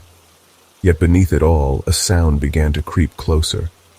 A low, rumbling hum, distant but growing. I turned my head instinctively, trying to place it. A car, maybe? It didn't seem out of the ordinary at first. After all, roads are for cars. But as the noise grew louder, something about it felt off. Too sharp. Too fast. My chest tightened, though I couldn't explain why. Then it came into view. A car tearing down the narrow, gravel-lined road as if the devil himself was behind the wheel. It swerved slightly as it approached the bend, spitting up dust and gravel in a frenzied spray. The laughter around me faltered. Heads turned. Someone muttered, "What the hell?" At that moment, the photographer raised his hand, gesturing for everyone to stay in formation. "Let them pass," he said casually, snapping another photo as if nothing was amiss. But they didn't pass. The car veered closer, and a collective gasp rippled through the group. Someone shouted, "They'll stop!" But they didn't. In the split second before impact, I saw the driver's face through the windshield. A pale, vacant expression, his eyes glassy and unfocused. Then he jerked the wheel, aiming directly at us. The sound of impact is something I'll never forget. Screams, the sickening crunch of bodies hitting metal, the shattering of glass. And then silence. A silence so heavy it felt like the world had stopped. When my mind caught up to reality, the scene before me was pure chaos. The car had come to a grinding halt 20 meters down the road, its front end crumpled like paper, the windshield a spiderweb of shattered glass. Smoke curled from the hood as the driver stumbled out, swaying on his feet. I couldn't move. My legs felt rooted to the ground, my brain unable to process what I was seeing. The bridesmaids were sprawled on the road, motionless. One of them, Jenny, lay in an unnatural position, her limbs bent at angles no human body should endure. Her head rested on the gravel, and her hair fanned out around her like a grotesque halo. I knew immediately she was gone. Another bridesmaid, Katie, was beside her. Blood pooled beneath her, staining the white lace of her dress a vivid red. "Jenny! Katie!" someone screamed. No response. Their lifeless bodies remained still, an eerie contrast to the chaos erupting around them. The groom was on the ground, clutching his leg, which bent grotesquely at the knee. His suit was torn and blood seeped through the fabric. He called out desperately, "Emily! Emily!" searching for his bride. Emily, the bride, stood frozen in her white dress, her face pale as a ghost. Her hands shook so violently she couldn't hold her phone steady to call for help. Tears streamed down her face as she stared at the carnage. Her dream wedding turned into a living nightmare.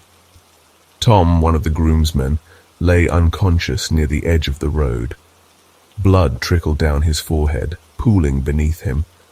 His chest rose and fell faintly, a small mercy in an otherwise grim scene. Others were running, some to help, others in blind panic. The photographer dropped his camera and shouted for someone to call 911.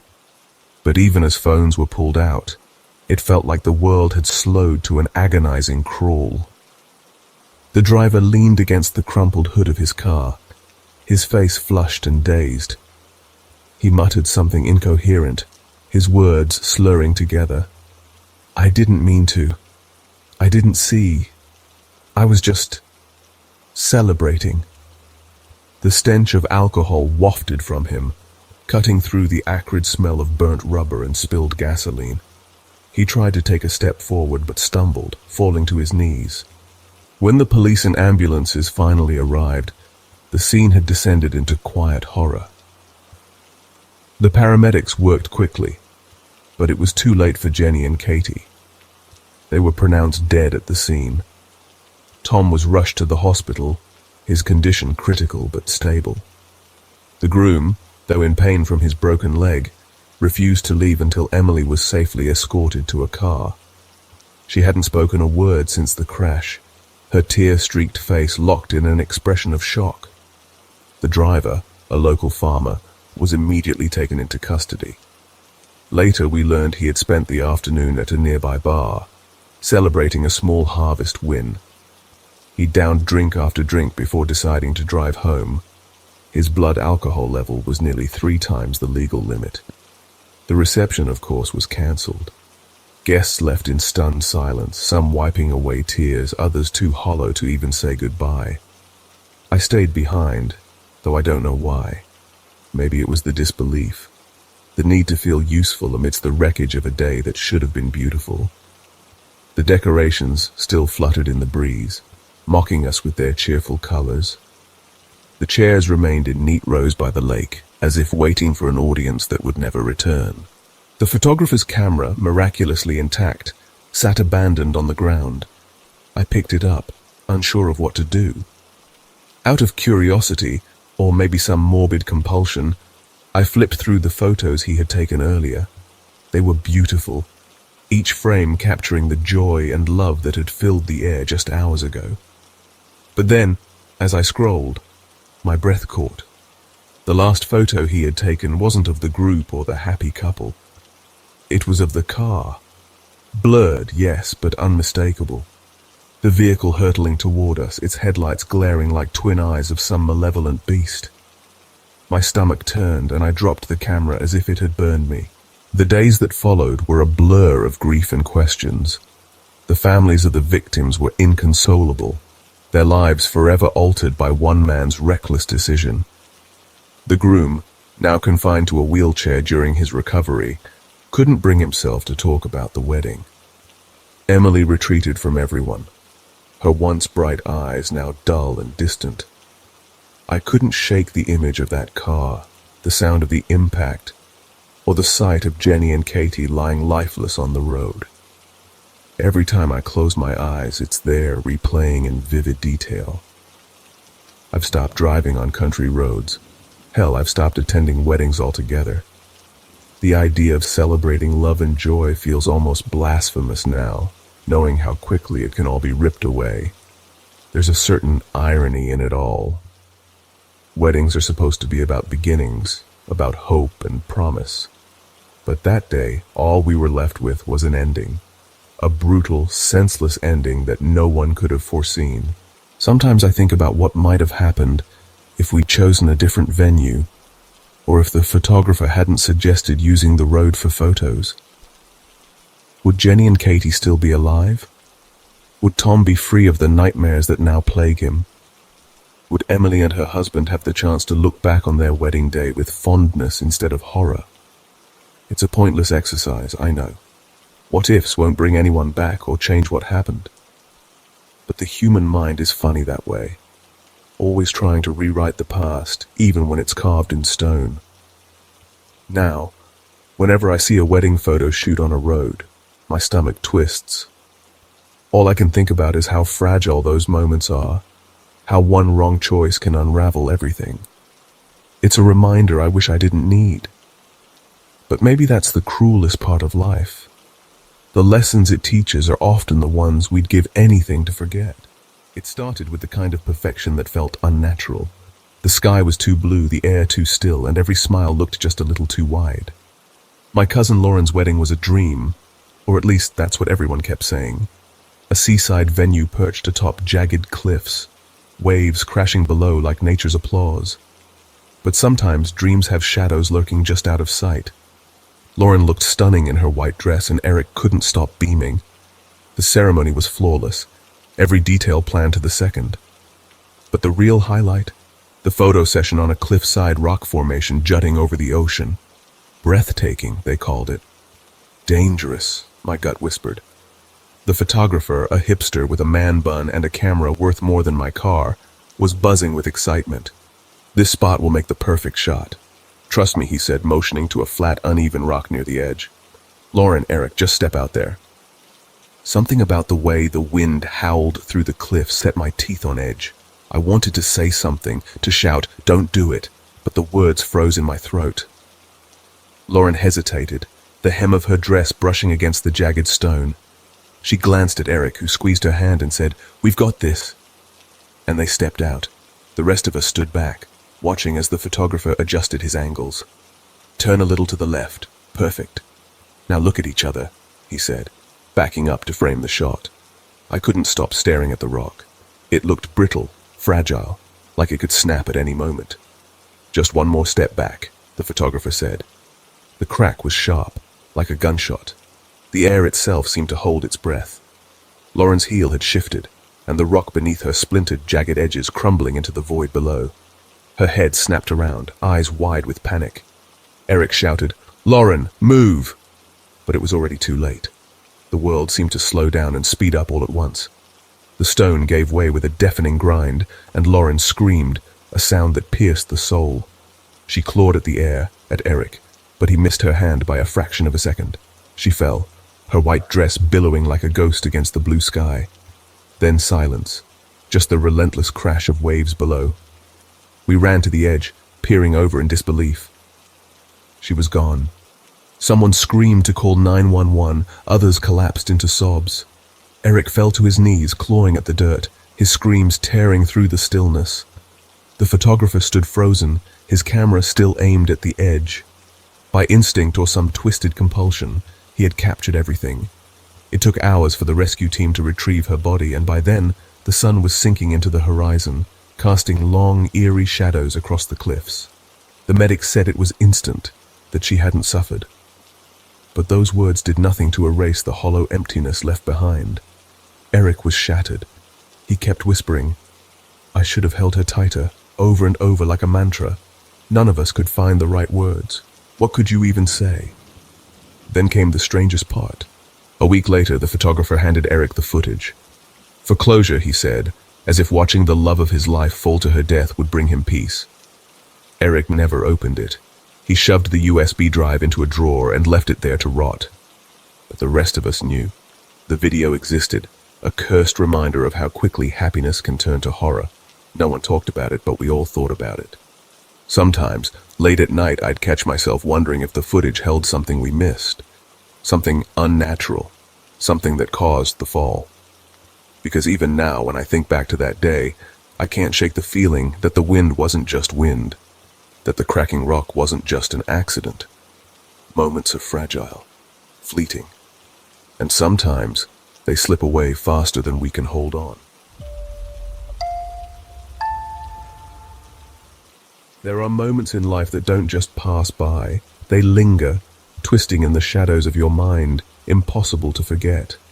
Those moments when the line between reality and nightmare blurs become a part of you. This is one of those moments. One that has haunted me for years, leaving behind scars that never quite heal. I was in my early 20s, living in a small town just outside of Manchester, New Hampshire. At that point in my life, everything felt hollow, like I was drifting aimlessly. I had just ended a 2-year relationship, the kind of breakup that leaves you with a void you can't quite fill. I spent my days moving through the motions, trying to find some kind of meaning, some way to piece myself back together. My grandmother, a devout woman with a faith as strong as iron, was the only constant in my life during that time. I had lost my grandfather recently, an old war hero who had been the pillar of our family, and with him, my grandmother seemed to crumble into her faith even more. She spent hours praying, attending church every Sunday without fail. I didn't share her devotion, but I would go with her, more out of obligation than belief, a way to keep her company and try to make sense of the mess that was my life. And then there was her. It was just another Sunday when I first saw her. The church, with its tall, cold stone walls and stained glass windows that let in the sunlight in slivers, felt like a place suspended in time. The pews were filled with familiar faces, all lost in prayer or routine. But there, sitting in the farthest pew, was a woman I'd never seen before. She was captivating. Something about her presence seemed out of place, almost unnatural for such a small town. Her dark, curly hair framed her face like a cloud, and her hazel eyes shimmered with an unsettling intensity. They were eyes that seemed to know things, secrets, truths, that no one should ever know. After the service, I couldn't help myself. I had to approach her. She turned toward me with a smile that didn't quite reach her eyes, but still carried an undeniable warmth. "I'm Kaylee," she said, her voice soft and melodious, like it carried some strange weight to it. We talked for a while, my curiosity growing with each word. There was an aura about her, something mysterious, almost otherworldly. She avoided my questions about her past, making light of them with a playful laugh, teasing that I'd have to take her out on a date if I wanted those answers. I laughed nervously, not knowing whether she was serious or just toying with me. By the end of the conversation, I had her number, her phone number, which felt like a small victory in a life that had been slipping through my fingers. The days that followed were filled with texts, mostly harmless at first, but each message from her felt like a breadcrumb, leading me deeper into her world. She told me her family had just moved to town, and that she was attending a nearby college. But something felt off about her stories. It wasn't that she was lying, but rather she was holding back. There was a darkness to her that I couldn't shake, even though I didn't understand it. That next Sunday she was at church again. This time I didn't hesitate. I asked her out. She agreed with little more than a flicker of a smile, her gaze never leaving mine, as if she could see straight through me. The days before our date dragged on, each one heavier than the last. When the night finally came, I was eager, nervous, and a little excited. We went to a movie, then grabbed dinner. A simple night, nothing fancy, but everything about it felt different when she was around. Her presence filled the air like a thick fog. The conversation flowed easily, but she remained an enigma. I found myself drawn to her in ways I couldn't explain, sharing parts of myself I hadn't let anyone see in years. After dinner, I suggested a drive, wanting to prolong our time together. She agreed, and we left the city behind, heading out into the wilderness. The night was pitch black, the only light coming from my car's headlights, cutting through the dense woods on either side of the road. The silence in the car was comfortable at first, but soon it became unsettling. It started with a whisper, a murmur from her lips that I couldn't quite make out. At first I thought it was nothing. Maybe she was humming to herself or talking in her sleep. But then I heard words that didn't make sense. Her voice was low, guttural, and the language sounded like something ancient, something that shouldn't be spoken by a person. It wasn't French, but there were traces of it, twisted, jagged fragments of something older. I looked over at her confused, my heart suddenly pounding in my chest. Her eyes, those piercing hazel eyes, were rolled back, leaving only the whites visible. The shock hit me like a punch to the gut. She wasn't joking. She wasn't messing with me. This wasn't some prank. It was something far darker. Panic surged through me. I swerved the car, nearly hitting the guardrail as I pulled over to the side of the road. My hands trembled as I fumbled for my phone. I called for help, my voice shaking as I tried to explain the situation. But all the while, Kaylee, no, whatever was inside her, kept muttering those unintelligible words, her body jerking, shaking violently.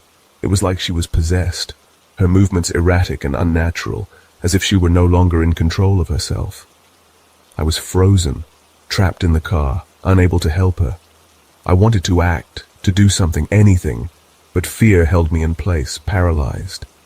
Then, as suddenly as it had started, it stopped. Kaylee's head snapped toward me, her eyes locking onto mine.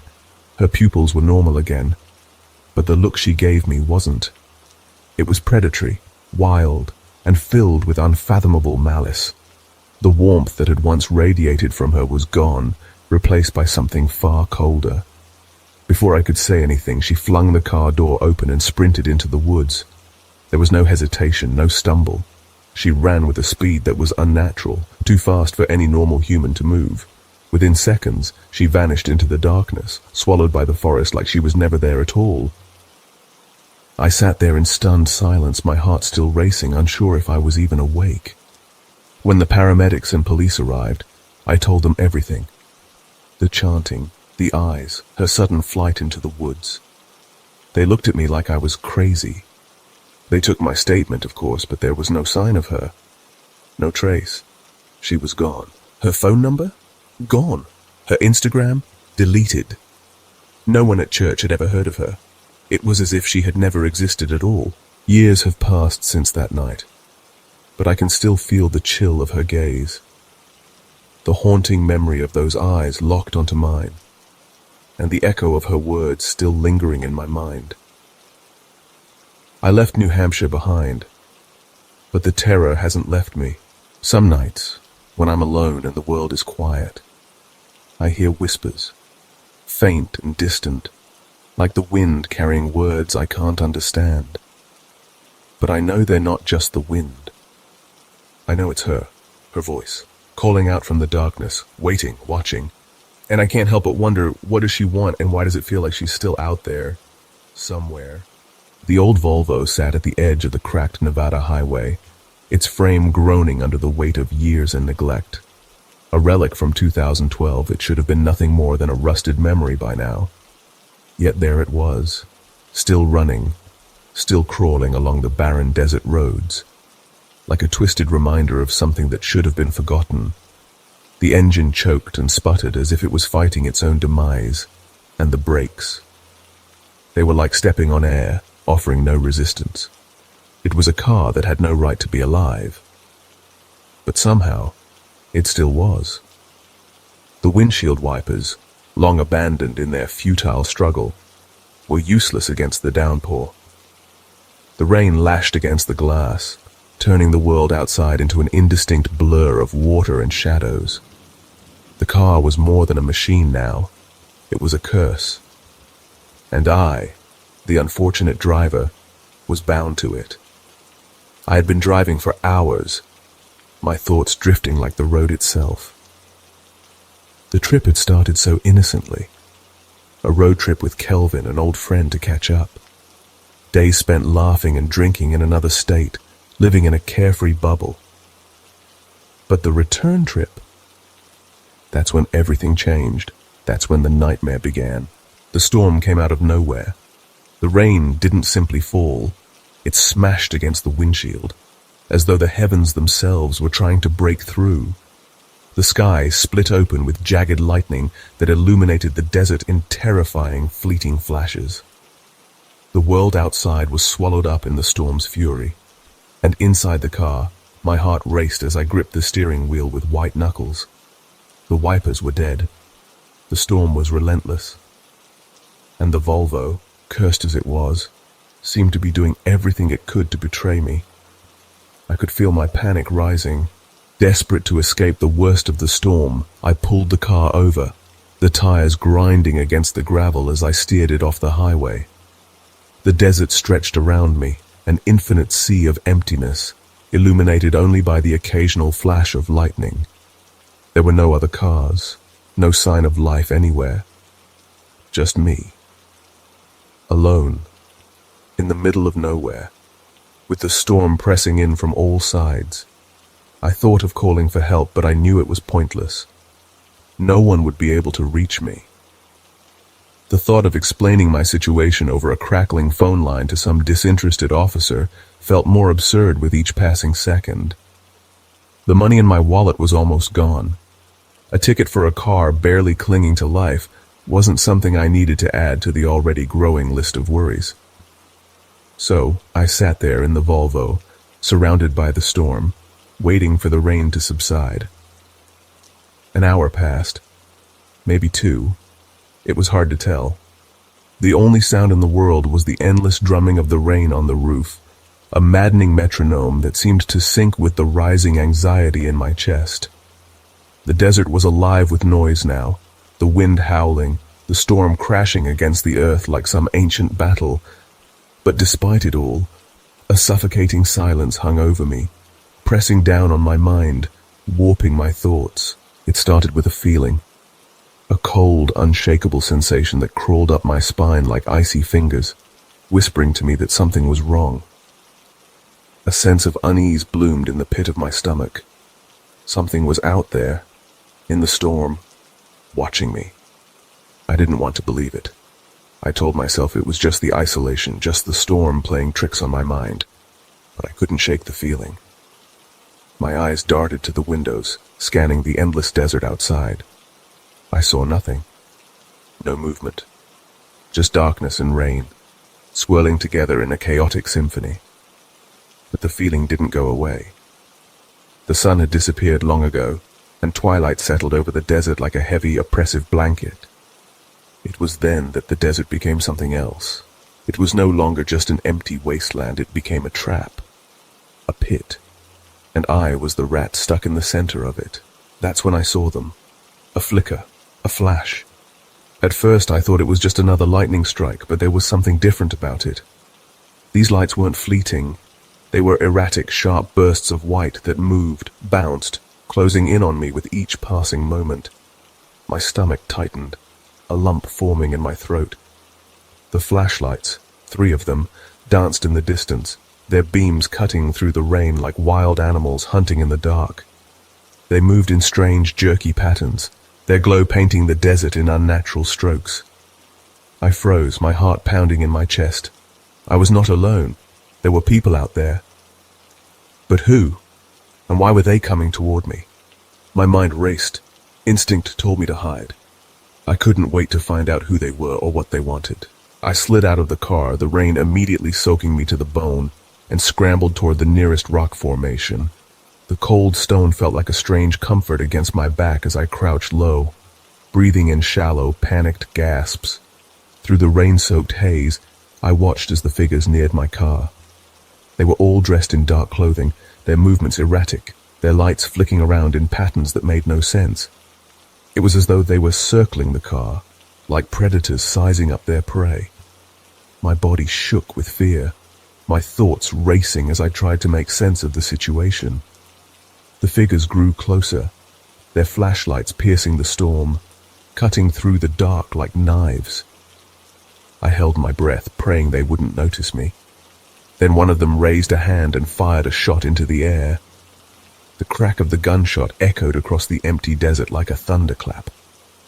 It felt as though the earth itself trembled beneath me. I bit my lip, tasting blood, forcing myself to stay silent, to remain as still as possible. My body was frozen, paralyzed with terror. I had no idea what was happening, or who these people were, but I knew deep down that I wasn't safe. Minutes stretched into what felt like hours. I could hear the rain, the wind, and the relentless beating of my own heart, but nothing else. The world outside had become a void, a pit of darkness where anything could happen. And then, just as quickly as they had come, the flashlights vanished. The silence that followed was suffocating. The storm still raged, but the chaos had stopped. I could hear nothing but my own heartbeat. I waited. I waited in that darkness, the fear creeping into my bones like cold, uninvited shadows. I wasn't sure what to do. Was it safe to leave the rock formation? Should I get back in the car and drive? I couldn't even see the car anymore through the rain, and the thought of being caught out in the open was unbearable. I pulled out my phone, my fingers trembling as I dialed 911. My voice cracked as I whispered into the phone, barely able to form coherent words. The operator's voice sounded far away, distant. She assured me help was on the way, but her words felt hollow, as though they were floating through a fog. And then, just like before, the flashlights reappeared. They flickered to life again, darting around the desert, moving in erratic patterns, taunting me with their impossible unpredictability. The figures had returned, circling once more. They moved with purpose, but there was no rhythm to their movement, no rhyme to their steps. They were toying with me. I was their plaything. But just as the dread reached its peak, a distant light appeared, cutting through the rain. The red and blue of a police siren flashed, a beacon of hope in the overwhelming darkness. The figures froze, their heads snapping toward the approaching car. Then, like shadows, they melted into the storm, disappearing without a trace. I ran toward the patrol car, my legs nearly giving out beneath me as I waved my arms frantically. The officer stepped out of the car, his face grim but filled with a weary concern. I poured out my story to him, desperate to make him understand, but he didn't seem shocked. In fact, he didn't seem surprised at all. He listened, nodded, and stayed with me through the storm, his presence a frail shield against the lingering terror. The figures were gone, but the questions remained. Who were they? What did they want with me? And why did they vanish so quickly? I'll never know. That night, as I drove away with the officer, I tried to shake the feeling of being watched. I tried to convince myself it was nothing, just a bad dream, a trick of the storm, but the terror lingered, like an invisible weight pressing against my chest. Now, whenever I'm forced to drive through the open desert, my heart races. The vast, empty stretches of land are no longer peaceful. They're a reminder that something or someone might still be waiting out there just beyond the horizon, and I'll never know if they'll come for me again. The desert is vast. It is endless. And somewhere out there in the heart of the storm, they might still be waiting, watching, and I'll never be able to forget the flashlights, the figures, the storm that seemed like it would never end. It was supposed to be a road trip, just a simple, fun journey from Florida to New Jersey.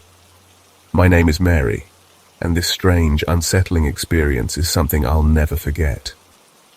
Carol and I had just visited some friends down south, and the drive back was meant to be a casual one, snacks, music, and hours of catching up. But there's a point when things shift, when a little detour can send you into something far darker than you could ever imagine.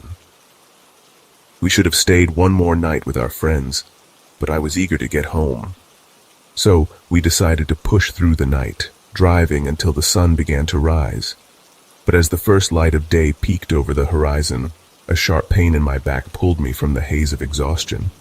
My body screamed for relief from hours of constant driving. I suggested we stop at the next town, grab some gas, stretch our legs, maybe find a snack before heading back on the road. Carol reluctantly agreed, and we continued searching for a place to pull over. After passing a few exits, we finally took one to a small town that, according to the signs, was bustling with tourists and local attractions. But as soon as we rolled into town, a strange unease settled over me. The streets were empty, eerily so. It looked like a ghost town, but not quite. Something was off. The buildings seemed worn down, as though they'd seen better days. There were signs advertising shops and attractions, yet there was no one around. It was a place that should have been full of life, but instead it felt dead. It wasn't the usual kind of spooky you'd expect from an abandoned town. No, this was different. It was like it was stuck in time. We didn't think much of it, though, just a small, odd town. We pulled into a convenience store to grab some drinks. I noticed the cashier was a woman, tall, around 30 or 35, with dark brown hair and suspenders. I didn't think anything of it at the time, but that detail stuck with me. The store felt normal enough. Carol was looking for a specific drink, but when they didn't have it, she threw a mini tantrum. I indulged her, offering to go to another store across the street. When we walked in, something made my stomach drop. The cashier behind the counter looked exactly like the woman from the first store. Same height, same hair, same face, same everything. I froze. My mind struggled to grasp what I was seeing. I stared at her, making her uncomfortable. The déjà vu hit me like a punch to the gut. I asked her if she had a twin or maybe a sister, but her response sent a chill down my spine. She said she didn't have a twin, that she was an only child, and that it was a strange question to ask. Her tone was sharp, almost defensive. I tried to explain myself, but she only stared back at me with suspicion. I backed out of the store, pulling Carol with me. I wanted to make sense of it. "Did you notice anything weird?" I asked. Carol, oblivious, didn't remember what the first cashier looked like. She said I was probably just tired, that it was nothing. But I knew what I'd seen. I was determined to prove it, so we ran back to the first convenience store. But when we walked in, the woman behind the counter was completely different. She was shorter, with light hair, and looked older, definitely not the woman I had seen earlier. There was no way she could have been the same person. It was like the first cashier had never existed at all. I was left confused, unsettled, but Carol brushed it off. "You're just tired," she said. But I couldn't shake the feeling that something was very, very wrong. We needed gas, so we pulled into the nearest station. It was empty, just the two of us, a lonely building and the gas pumps. We walked inside, and I couldn't help but feel this creeping sense of dread, like something was watching us. Carol took her time looking for a drink, but I paid and we left quickly. That's when the impossible happened. The gas station, which had been completely empty just moments ago, was now teeming with people. Cars were lined up at every pump, and the parking lot was full. But here's the thing, it was impossible. There hadn't been a single soul there when we walked in. No cars, no people. Just us. But now, the place was packed. The worst part, it was like everyone was staring at us. Not just glancing, staring. I felt a cold sweat break out, a panic rising in my chest. Carol felt it too. The hairs on the back of my neck stood up, and I could feel the weight of 100 eyes boring into us. We rushed to the car, trying to ignore the overwhelming unease. But the moment we pulled out of the station, it was as if the whole town was watching. We were not supposed to be there. We didn't talk much after that. I couldn't shake the feeling that we had crossed some invisible line. Something had shifted. Reality felt wrong. We got back on the highway, both of us silent, lost in our own thoughts. And then, just as we were beginning to feel a little more at ease, it happened again. A car, a Toyota Sienna, passed us. It was hard to miss. The windshield had a massive crack running through it, like a spider web, and the side was badly scratched. Carol made some comment about it, laughing lightly to ease the tension, but I couldn't forget that cracked windshield. And then, just minutes later, it happened again. The same damn car. I couldn't believe it. There was no way it could have gotten ahead of us. We had been driving at a fast clip. The odds of seeing the exact same car with the same exact crack were impossible. Carol was panicking now. She was on the edge, hyperventilating, telling me to speed up. And I did. I couldn't get out of there fast enough. Then, as if everything wasn't weird enough, I checked the GPS. An hour had passed, but it couldn't have. We hadn't stopped. Time didn't make sense anymore. The whole trip felt warped. We finally made it back onto the main highway, and that's when the strangest part hit me. The feeling. That horrible feeling in my gut. It didn't leave me. It still hasn't. It's like my body was telling me something I couldn't explain. Something was wrong. I knew something was wrong. By the time we got home, it felt like waking up from a dream. Disjointed, surreal. My mind still struggles to piece it all together. I've tried researching what happened that day, and I've found stories that are strangely similar, but I'll never forget the feeling I had. The gut-wrenching certainty that something wasn't right. People who hear this story look at me like I'm crazy, but I know what I felt. I know what happened.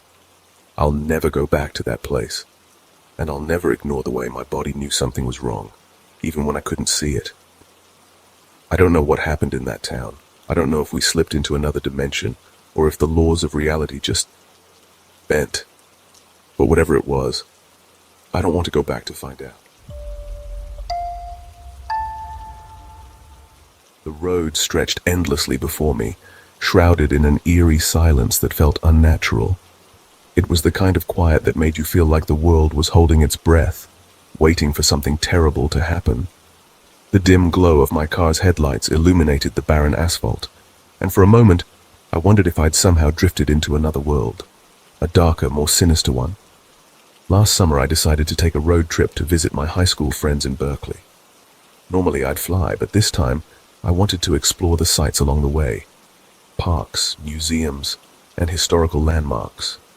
The trip was supposed to be an adventure, a chance to break away from routine. But by the third night, I wished I had just booked a plane ticket. That evening, the road seemed to stretch forever, the endless blackness swallowing my little car whole. I'd been driving for hours, and exhaustion had set in. When I spotted a rest stop sign up ahead, I felt a wave of relief. My legs were stiff, and my eyelids heavy. I needed a break. The rest stop was small, isolated, and unnervingly quiet. Its dim lighting flickered, casting long shadows across the lot. I pulled in and parked, the only car there. The silence felt oppressive, as if the air itself was waiting for something to happen. I stepped out, stretching my stiff limbs and letting the cool night air wake me up. Inside the rest stop, the faint hum of vending machines was the only sound. The hallway was empty, save for a janitor's closet, a rack of outdated magazines, and 2 restrooms. The kind of place you don't want to linger in for long. After using the restroom, I approached a vending machine for a Red Bull. As I fumbled with the coins, I heard the low growl of an engine. Turning toward the window, I saw another car pull into the lot, parking right next to mine. Out of all the empty spaces, why there? The unease crept in, but I brushed it off. I grabbed my drink, took a few sips, and tried to shake the feeling. 5 minutes passed. The car was still there, its headlights glaring like unblinking eyes. Was someone inside, watching me? I stepped outside, and just as I reached my car, the other car's engine shut off. My heart skipped a beat. The driver's door creaked open, and out stepped a tall man in a worn leather jacket. His face was shadowed, but his movements were deliberate, almost predatory. "Evening," I muttered, trying to sound casual as I walked toward my car. "Hey," he called after me. I froze. Slowly, I turned, only to find myself staring down the barrel of a pistol. My breath hitched, the world narrowing to the cold metal pointed at my face.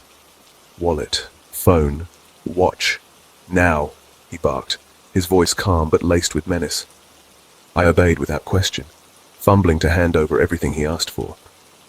My hands trembled as I placed the items in his outstretched palm. For a moment I thought it was over, that he'd take my things and leave. But then he motioned with the gun, jerking his head toward the dark forest behind the rest stop. Walk. Panic surged through me. This wasn't a robbery anymore, it was something far worse. Please, I stammered, my voice barely above a whisper. Take the car. Just let me go. Walk, he repeated, his tone sharp and final. The forest loomed ahead, its tangled branches reaching out like skeletal hands. My legs felt like lead, but I forced myself forward, each step bringing me closer to what I was sure would be my end. Stop, he commanded, after we'd gone about 20 feet into the trees. I turned to face him, trembling as he raised the gun once more. His eyes gleamed with a sick satisfaction, and I realized I was staring into the face of pure evil. Kneel. Tears streamed down my face as I dropped to my knees, my body trembling uncontrollably. I squeezed my eyes shut, bracing for the shot. The deafening sound of 3 gunshots shattered the night. Bang, bang, bang. I screamed, collapsing onto the ground in terror. My heart pounded, my ears ringing, but there was no pain, no blood, nothing. Tentatively, I opened my eyes. The man stood above me, laughing, a deep guttural sound that chilled me to the bone. Go home, kid, he sneered, his grin wide and mocking, and don't forget to wash your pants. Then, just like that, he turned and walked away, his laughter echoing through the trees. I lay there, paralyzed, too shocked to move. It took me a full minute to realize I was alive, that the gunshots had been blanks, a cruel, twisted joke at my expense. Eventually, I stumbled back to my car, my body shaking uncontrollably. I couldn't even bring myself to drive at first. I sat there, gripping the wheel, tears streaming down my face. When I finally managed to start the engine, I didn't stop until I reached the next town, where I called the police and rented a room for the night. The man was never caught. To this day, I don't know if he's out there, terrorizing someone else, or if he's moved on to something even worse. What I do know is this: I'll never stop at a rest stop again. Not ever. It started with a nightmare before I even hit the road. A dark figure stood at the edge of a rain-soaked highway, staring at me with hollow eyes, its face hidden in the shadows. I jolted awake, my heart pounding, but I shook it off. Just another bad dream. My name is Dan. I've been a trucker for 25 years. You'd think I'd seen it all by now. But 4 years ago, I had an encounter that still haunts me. It was a rainy night, and I was hauling industrial supplies through a lonely stretch of highway. The clock on my dashboard read 4 a.m., and the road ahead was deserted. The rain came suddenly, pelting the windshield like a barrage of bullets. It was relentless, making the road slick and visibility near zero. I should have pulled over, but I didn't.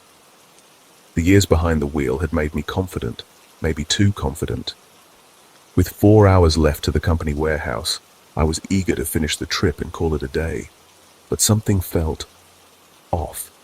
It wasn't just the rain or the eerie silence of the deserted road.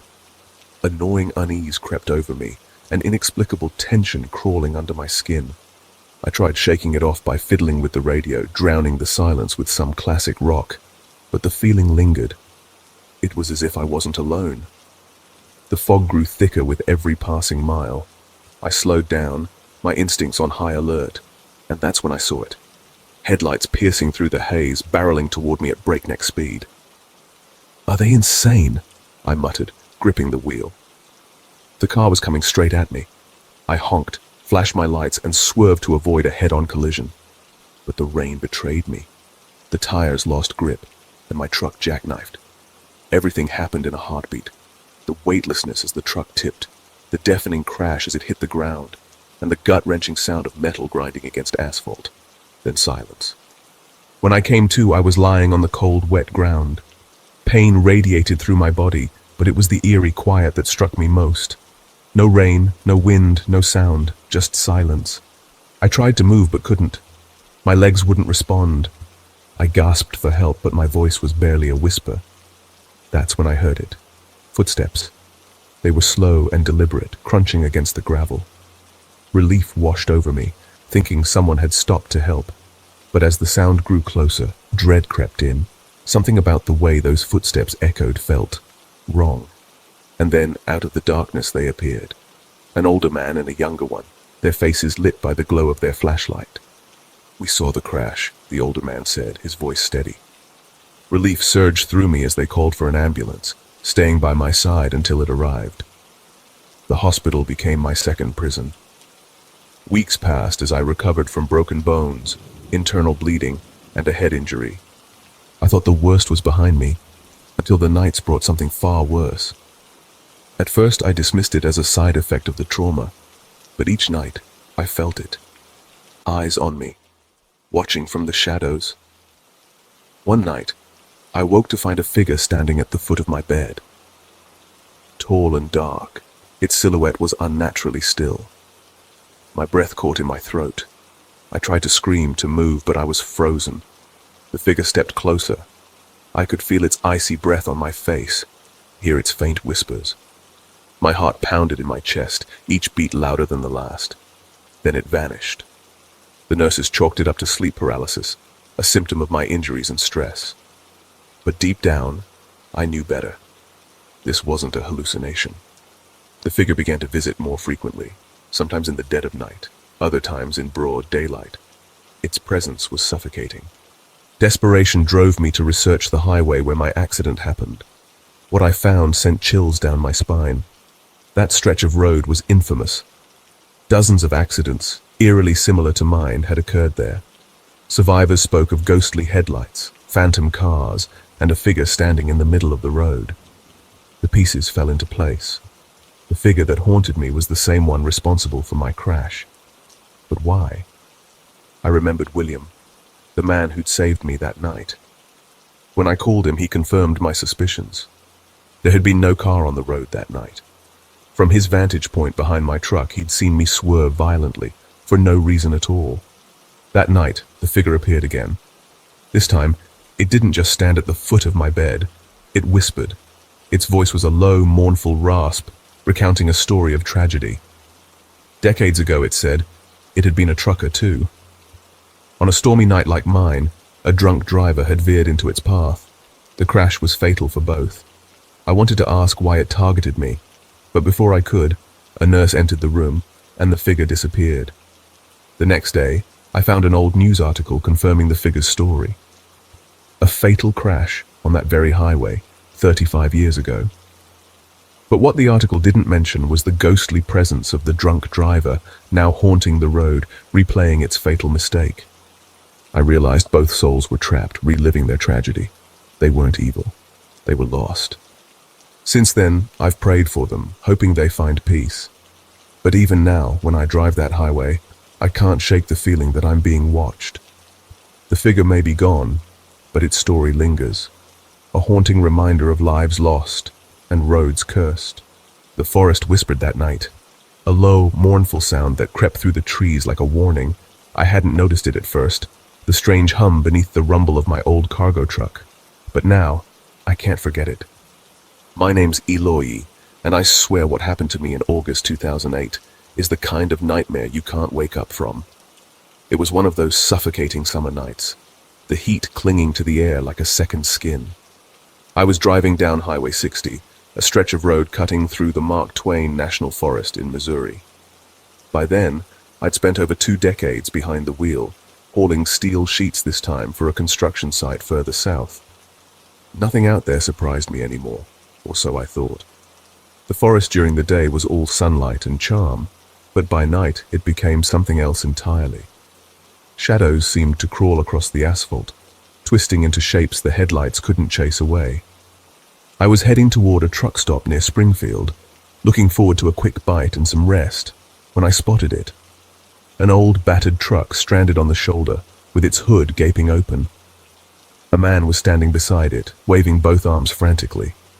His silhouette was desperate, almost frantic against the fading light. I hesitated for a second, my gut tightening with unease. But truckers have an unspoken rule: we help each other. With a sigh, I pulled over ahead of him and grabbed my flashlight. The man introduced himself as Neil, mid-40s, round-faced, wearing a grease-stained baseball flannel that might have once been white. He looked worn out, and his story matched his appearance. His truck, he said, had a busted alternator, and he'd been stuck there for hours. He asked if I could give him a lift to the next town, about 20 miles away, so he could find a mechanic in the morning. He seemed harmless enough, and I didn't have the heart to leave him stranded. After grabbing a small duffel bag, Neil climbed into my passenger seat, and we hit the road. Neil was chatty, filling the silence with stories about being from Alabama and his truck's recent troubles. But about 15 minutes into the drive, the conversation stopped dead. 2 sets of headlights appeared in my rearview mirror. Cars coming fast and following too close for comfort. At first I thought they were impatient drivers, but they didn't pass. They just lingered, tailing us like predators stalking prey. "Do you know them?" I asked Neil, nodding toward the mirror. He turned to look, his face pale under the dim cab lights. "No, never seen him before," he said, but his voice wavered. A nervous chuckle escaped me. "You sure you're not running from someone?" Neil tried to laugh, but it came out strained. Neither of us joked after that. For the next 10 miles, the cars followed without making a move to overtake us. Just when I thought my nerves couldn't take it anymore, the headlights surged forward. Both cars sped up and swerved in front of us, screeching to a halt and blocking the road. I slammed on the brakes, my truck groaning under the sudden stop. "What the hell?" I muttered, but my blood turned cold as 3 men climbed out of the cars, each holding a gun. Neil looked like he was about to faint, sweat pouring down his face. "Stay calm," I whispered, though I was shaking just as badly. The men surrounded the truck, barking orders for us to get out. There was no point in resisting. We climbed out, hands raised. Neil stumbled, nearly collapsing onto the asphalt, as they herded us to the side of the road. "Empty your pockets," one growled, his weapon never wavering. We handed over everything, wallets, phones, truck keys. My mouth was dry as I tried to reason with them. "Take whatever you want, just let us go." "Shut up," snapped the leader, his eyes cold and lifeless. To my shock, he tossed the truck keys back at me. "Get in and drive. Your friend's coming with us." "No," Neil whispered, his voice barely audible. One of the men shoved him toward the car, while another jabbed his gun in my direction, signaling me to move. Helpless, I climbed back into the cab, glancing at Neil as he was forced into the back seat of one of the cars. My heart was pounding, but I couldn't fight back, not without risking both our lives. They led us off the highway, down a narrow dirt road that twisted deeper into the forest. The trees grew denser, their gnarled branches clawing at the truck like skeletal fingers. I didn't know where they were taking us, but I knew it wasn't anywhere good. The convoy stopped in a small clearing, the kind of place that didn't feel like it belonged on any map. They ordered me out of the truck, forcing both of us toward an old, rotting cabin. The place reeked of decay, its windows shattered and walls sagging as if the forest itself was trying to swallow it whole. "Sit," the leader barked, shoving us onto a filthy, broken couch. "What do you want?" I asked, trying to keep my voice steady. The men just laughed, low and guttural. One of them, the stocky one with a cruel grin, leaned in close. "Don't go running to the cops now." With that, they tied us up, their laughter echoing as they walked out and slammed the door. Neil was trembling beside me, his voice barely a whisper. "They're going to kill us, aren't they?" "Not if we get out of here," I said, though I wasn't sure I believed it myself. I worked at the ropes binding my wrists, the coarse fibers cutting into my skin. Outside, the forest fell eerily silent, the kind of quiet that felt like it was waiting for something. After what felt like an eternity, I managed to free myself and untied Neil. We stumbled out of the cabin into the suffocating darkness, the moonlight barely piercing through the canopy above. The cars were gone, and so was my truck, but the forest wasn't empty. Somewhere in the distance, a low, guttural sound rumbled through the trees, something not human. Neil froze, his eyes wide with terror. "Run," I whispered, and we did. We ran until our lungs burned, the shadows around us twisting into shapes I didn't dare look at too closely. When we finally reached the road, it felt like an illusion, too perfect against the chaos behind us. A single pair of headlights appeared in the distance, and for a moment I thought it was them. But as the car slowed, I saw an older man behind the wheel, his face lined with concern. "Need some help?" he asked, his voice a lifeline in the darkness. We climbed into his car, collapsing into the back seat. And as he drove us to the nearest sheriff's office, I couldn't shake the feeling that we hadn't truly escaped. that something from that forest had followed us, still watching, still waiting. To this day, I hear the whispers of the Mark Twain National Forest, and I know I left more than my truck behind. It started as an ordinary night, like so many before. My name is Ernesto, and what I'm about to tell you is not just a story. It's the most terrifying experience of my life. Even now, the memories claw at the edges of my sanity. I used to work nights at an old ranch in the desolate outskirts of Arizona. It had been converted into a hotel, and while the job was easy, the commute home was a killer. An exhausting hour and a half of driving through the lonely, endless desert. Over time, I adjusted to the monotony. But one fateful night, something changed. I first noticed the taco truck parked near an RV park halfway through my drive home. For weeks, I ignored it, always in a rush to get back.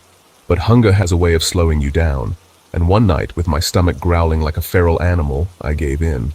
The tacos were incredible. So good, they didn't just satisfy me. They reeled me back night after night. Soon it became my routine. I'd pull up, order my tacos, and chat briefly with the man behind the counter. He was friendly, hardworking, and consistent. Oddly, I never got his name, but at the time, it didn't seem to matter. Until that night. When I arrived, the truck was silent, its usual hum of activity absent. The lights were on, but the man was nowhere to be seen. Strange, I thought. Maybe he was taking a quick break. But as the minutes ticked by, a suffocating silence wrapped around me. There was no one on the road, no sign of life in the RV park, just me and the truck. Then I noticed the smell. Sharp, acrid, unmistakable. Something was burning. I called out, my voice echoing into the stillness, but there was no response. Smoke began curling from the grill, and my stomach twisted with unease. What could be left burning like that? Curiosity got the better of me. I walked up to the truck, my footsteps crunching on the gravel. The air felt heavier with each step. I hesitated before opening the door, a sick feeling crawling up my spine. Inside, the cash register was open, coins scattered across the counter. My first thought was robbery, but there were no signs of struggle, just an eerie stillness, like the truck itself was holding its breath. That's when I saw it. On the grill, blackened and grotesque, was the charred outline of a human hand. For a moment, my mind couldn't comprehend what I was seeing. I stumbled back, my breath caught in my throat. The stench of burnt flesh hit me and my stomach churned. The hand was perfectly formed, each finger frozen mid-reach, as if it had been seared in agony. I wanted to run, but I couldn't leave without turning off the grill. The truck felt suffocating, the air thick with smoke and dread. Forcing myself forward, I reached under the grill and turned off the gas, all the while avoiding another glance at that horrific sight. I bolted from the truck, slamming the door behind me, and called the police. My voice shook as I described what I'd seen, but the operator's calm questions felt detached, almost unreal. I told them everything about the missing owner, the open register, and the hand. They said they'd send someone, but no one came. I waited for almost an hour, standing alone under the flickering light of a nearby lamppost. The night seemed to stretch on endlessly, the darkness pressing against me.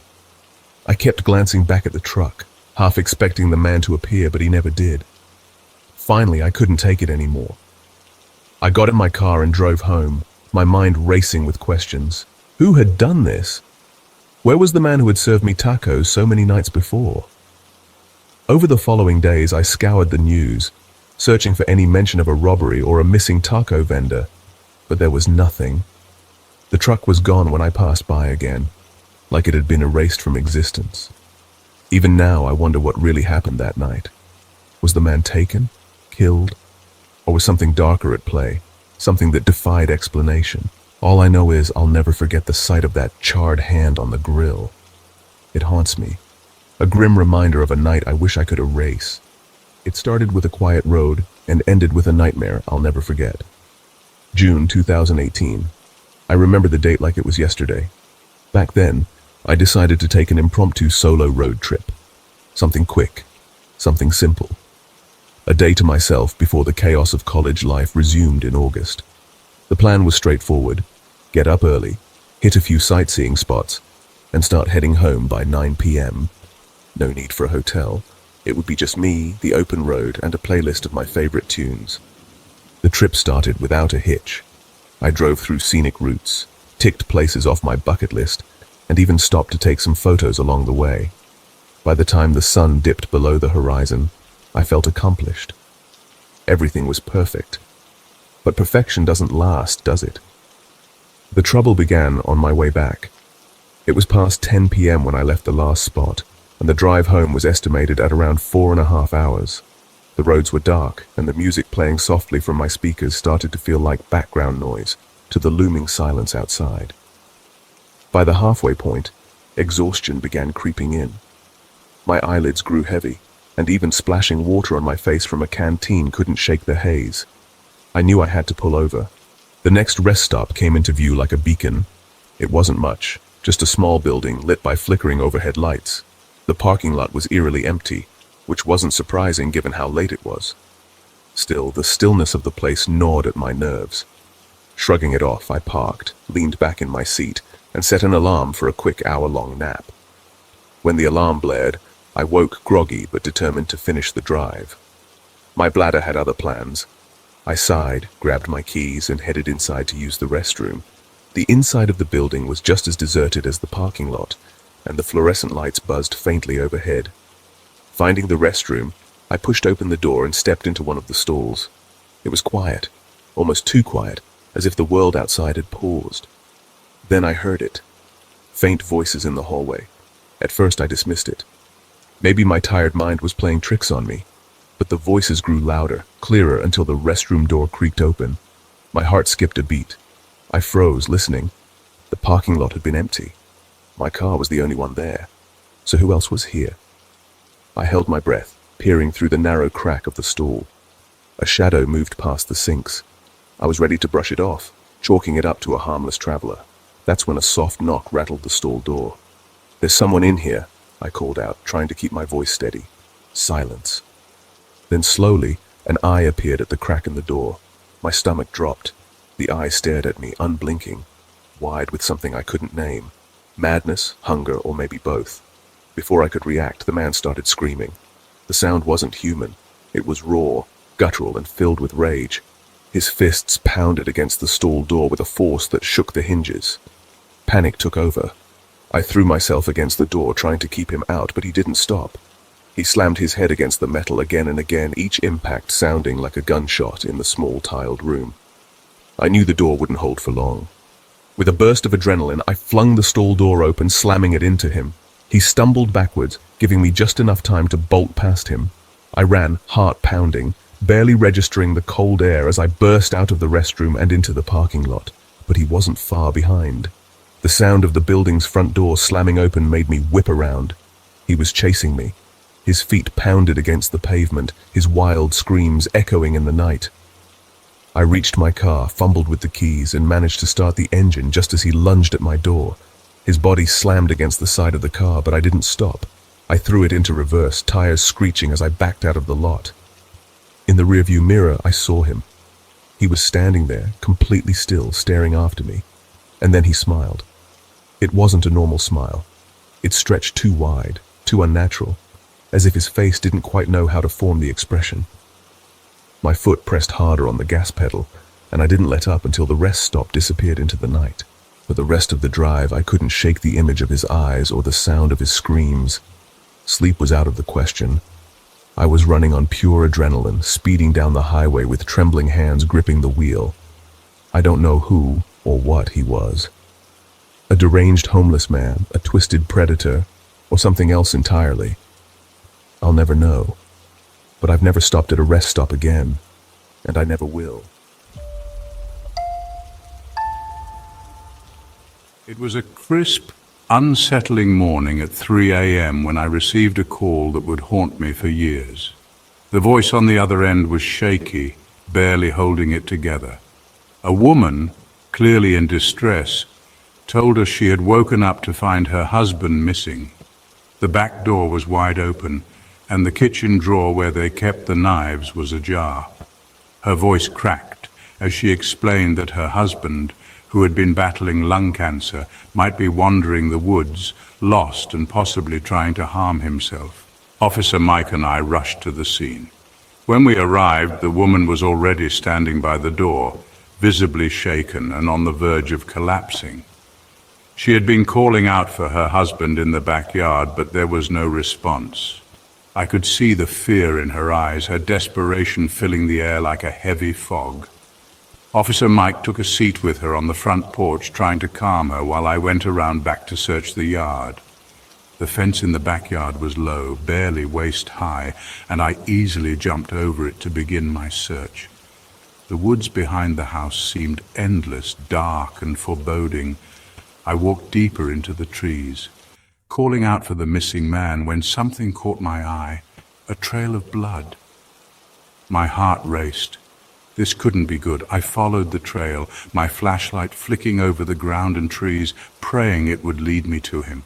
But then I heard it, footsteps, soft, deliberate, almost like someone was trying to avoid detection. I froze, scanning the darkness. There, just ahead, I saw him. A man in a white shirt and blue pajama pants stumbling through the woods, a knife gripped tightly in his right hand. "Stop!" I shouted, my voice cutting through the eerie silence of the woods. But he didn't listen. Instead, he quickened his pace, weaving in and out of the trees like he was being chased, or like he was trying to escape. I pulled out my taser and cautiously moved forward, trying to keep my distance, my senses on high alert. Then, just as quickly as he appeared, he vanished behind a massive oak tree. I hesitated. There was something off about this whole situation. Slowly, I began to circle the tree, shining my flashlight in every direction, hoping to catch a glimpse of him. But when I rounded the tree, nothing. The man was gone, vanished, as if the woods had swallowed him whole.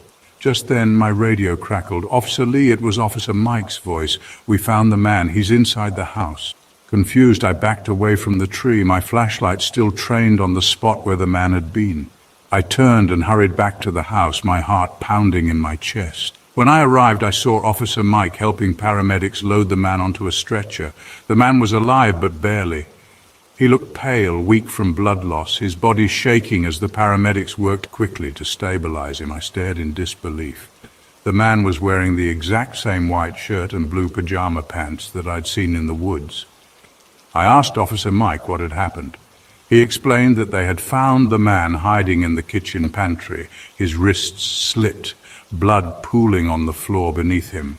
He had almost bled out, but had narrowly missed severing the main artery. Despite their best efforts, the man died at the hospital hours later, succumbing to complications from his cancer. But here's the part that still chills me to the bone. The man I saw in the woods was already supposed to be inside the house, lying on a gurney. I don't know what I saw that night, whether it was a ghost, a figment of my imagination, or something far worse. But the image of that man in the white shirt and blue pajama pants walking away into the darkness, only to vanish without a trace, still gives me chills every time I close my eyes. It was a cold, quiet night in 2002, one of those evenings where the air feels thick with an unspoken tension. I was patrolling near 7th Avenue when the crackle of my radio broke the silence. Dispatch had a call, urgent. Shelley, our dispatcher, sounded unnerved, her voice trembling slightly. "It's a woman," Shelley said. "She's crying uncontrollably and threatening to take her own life. I'm still on the line with her. Here's the address." I didn't waste a second. Spinning my car around, I raced toward the location, every instinct on high alert. As I drove, Shelley kept me updated. "She's still crying," she said. "She can barely speak, but she's holding on. Hurry." By the time I pulled up to the house, Shelley's voice came back. Quieter now, she just hung up. The house stood there, small and weathered, painted a dull blue that looked almost gray under the dim light. Something about it unsettled me, like a memory trying to claw its way back. And then it hit me. This was the house.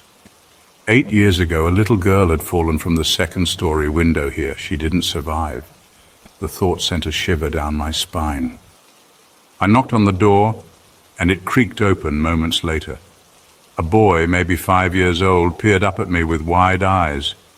Behind him stood another child, a toddler clutching the older boy's leg. "Hey there," I said gently. "Where's your mum?" The older boy pointed upstairs. "She's with the baby," he said softly. Their voices snapped me back to the present. These weren't the same people from 8 years ago. That family had been Hispanic. These children were Asian. I asked about their dad, and the older boy said he was out hunting. Then I heard it, a piercing cry, a baby's wail echoing from upstairs. I knelt to their level. "Can you take me to your mom?" I asked. The older boy shook his head. "She doesn't let us go upstairs," he whispered. Something about his tone, the unease in his little voice, made my stomach twist. I reassured them with a smile. "It's okay, you stay right here, I'll go check on her." As I climbed the narrow staircase, the baby's cries grew louder, sharper. At the top, I found a closed door. I knocked firmly. "Police!" I called out. No answer, just the relentless crying. I knocked again, harder this time. Still nothing. "I'm coming in," I shouted, bracing myself. With one forceful kick, the door flew open. The room was dim, lit only by moonlight filtering through a window. A crooked bed sat in the middle, and on it lay a tiny, screaming infant, no more than a couple of months old. But my eyes were drawn to something else. A thick rope was tied to the bed frame, trailing out through the same second-story window where that little girl had fallen years ago. My heart pounded as I rushed to the bed, scooping up the baby in my arms. I leaned out the window, and that's when I saw her, the mother. She was dangling lifelessly, her body swaying slightly in the cold night air, suspended by the rope. My blood turned to ice. Acting on instinct, I cut the rope, watching her body collapse into the backyard below. Maybe, just maybe, there was still a chance. By the time I made it downstairs, the ambulance and fire trucks had arrived. Paramedics and firefighters rushed to the backyard while I stayed inside with the baby. Minutes later, they brought her out on a stretcher, her body covered with a stark white sheet. I stopped one of the paramedics. "How long has she been dead?" I asked. He hesitated, then answered, "At least 2 hours." 2 hours. My stomach dropped. 2 hours, I whispered. That couldn't be right. Shelley had been on the phone with her just minutes before I arrived. Who made that call? Inside the house, I searched frantically, finding only one phone, a landline in the dining room. I turned to the boys. "Did your mum or anyone else use the phone tonight?" I asked. They both shook their heads. Later we learned that the mother had been battling severe postpartum depression. There were prescription bottles in her room, all untouched. She had chosen to end her life, tying the noose to the very window where another child's life had tragically ended years before. But the phone call, that chilling, desperate voice on the line, it remains a mystery, one that haunts me to this day. Who or what called for help that night? It was 2:30 a.m. when we received the call. A frantic, terrified man on the other end, his voice trembling with fear. He said his wife was acting unnaturally. She was upstairs, slamming her head against the walls, thrashing violently and holding a pair of scissors. He feared for his life, unable to confront her alone, pleading with us to help. Officer Thomas and I immediately sped to the address, the tension in the air thick enough to cut with a knife. When we arrived, the man's face was pale, his hands shaking as he opened the door. He led us inside, his arm showing a fresh stab wound, blood oozing from a punctured vein, but not enough to be life-threatening. The man had tried to stop her, but she was too far gone.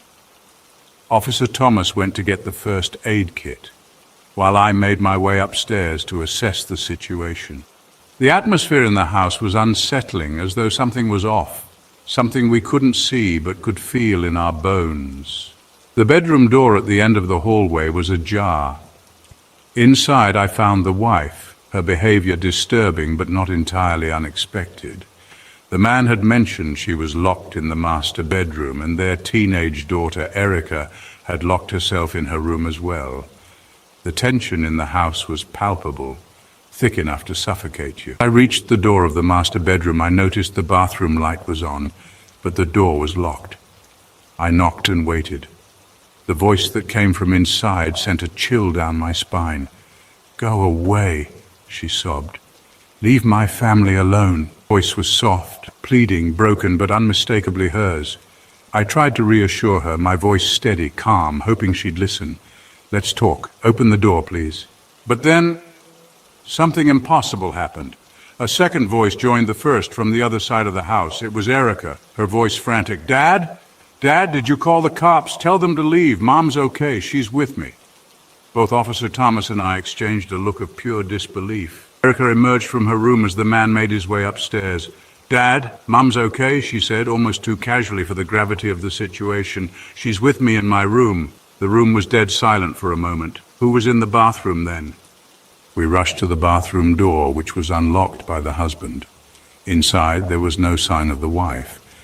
But on the floor, a pair of bloodied scissors and clumps of hair were scattered.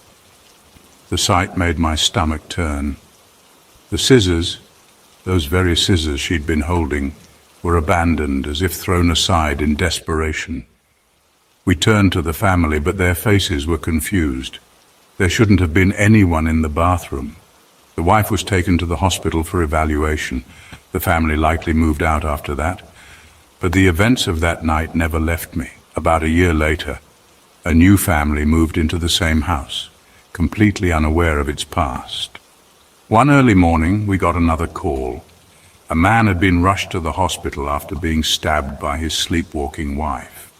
She had woken up in a trance-like state, grabbed the scissors and stabbed him while he slept. Miraculously, he survived. The house, it had a dark history. Years earlier, a woman had ended her life in that very same bathroom, unable to cope with her husband's betrayal. She had taken her own life after discovering his infidelity, her spirit seemingly bound to that place, torturing anyone who dared to call it home. As a police officer for over 12 years, this experience haunts me still. The chilling cries of a woman who wasn't there, the scissors, the hair, and the unexplained behavior. It's an experience I will never forget. It makes my blood run cold to this day. And no matter how many years pass, I'll never step foot in that house again. It was the night of July 4th when a call came in that would haunt me for years to come. The dispatcher said it was a danger to self situation involving a woman. At first it seemed like another routine call, something we dealt with often. Most times we'd show up, make sure everything was under control, and transport the individual to a hospital for a psychiatric evaluation. But that night, something felt different. My partner Jonah and I arrived at the house to the sound of frantic screams coming from inside. We knocked, and after a moment, 2 young children opened the door. Their faces were pale, eyes wide with terror, and they barely managed to nod when we asked if they were okay. Something was terribly wrong.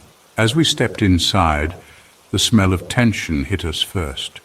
The father was standing in the hallway, visibly shaken, begging with his wife, who had locked herself in their bedroom. His voice was trembling as he told us she'd gone in with a knife and locked the door. The screams had stopped, but the silence was thick with dread. The situation wasn't clear, but we had no time to waste. We knocked on the bedroom door, but no answer came. The husband, desperate, used a coin to unlock the door, and we entered, tasers at the ready. What we saw inside made my stomach drop. The bedroom light flickered on, revealing her, dressed in traditional funeral clothes, lying motionless on the bed. But what sent chills down my spine wasn't just her strange attire, it was the knife. She had it lodged in her mouth, biting down on the tip, and blood was pooling on the pillow beneath her. I couldn't make sense of it. The air in the room felt cold, suffocating, as if we were intruding on something much darker than a simple mental health crisis. Jonah and I tried to talk to her, gently urging her to release the knife. But she didn't respond. Her eyes were vacant, distant, like she wasn't even there. I moved quickly, grabbing her wrist to prevent her from harming herself. Jonah restrained her other arm. Finally, after what seemed like an eternity, she released the knife and we helped her sit up. We stayed with her in the room until the ambulance arrived. But as we waited, the husband told us a story that made my blood run cold. He explained that every year, without fail, his wife would go crazy on the 4th of July. I assumed it was a psychological trigger, maybe some trauma from the past. But what he said next, I still don't know what to think.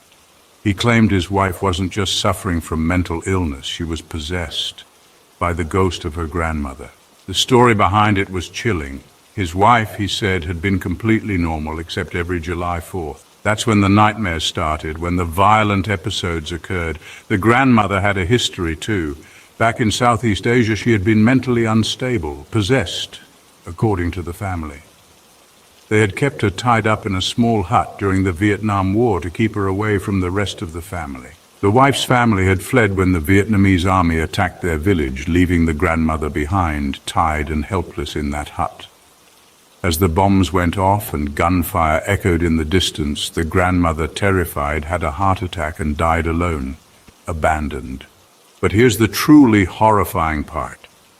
The husband believed that on every 4th of July his wife was haunted by her grandmother's ghost, reliving the moment of fear, being tied up and left behind with the gunfire still ringing in her ears.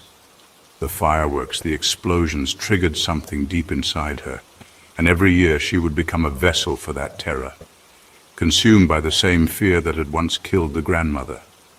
An elder shaman had warned the husband that the ghost never left, that it still haunted his wife, possessing her body every year, reliving that final horrifying moment.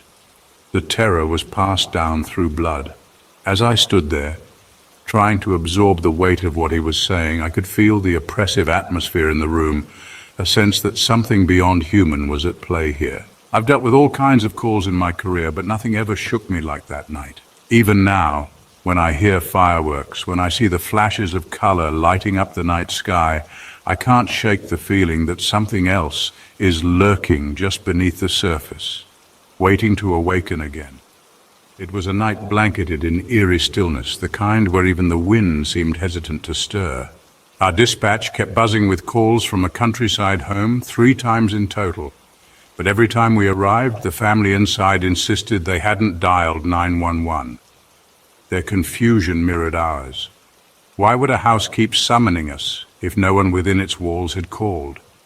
It wasn't uncommon back in the 1990s for families new to the US, especially those struggling with English, to rely on 911 as an unspoken cry for help. Dial, hang up, and wait for the police. It was a quiet assurance that someone would come, even if words failed.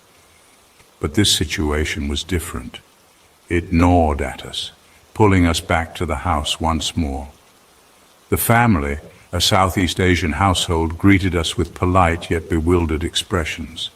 Again, they denied making the calls.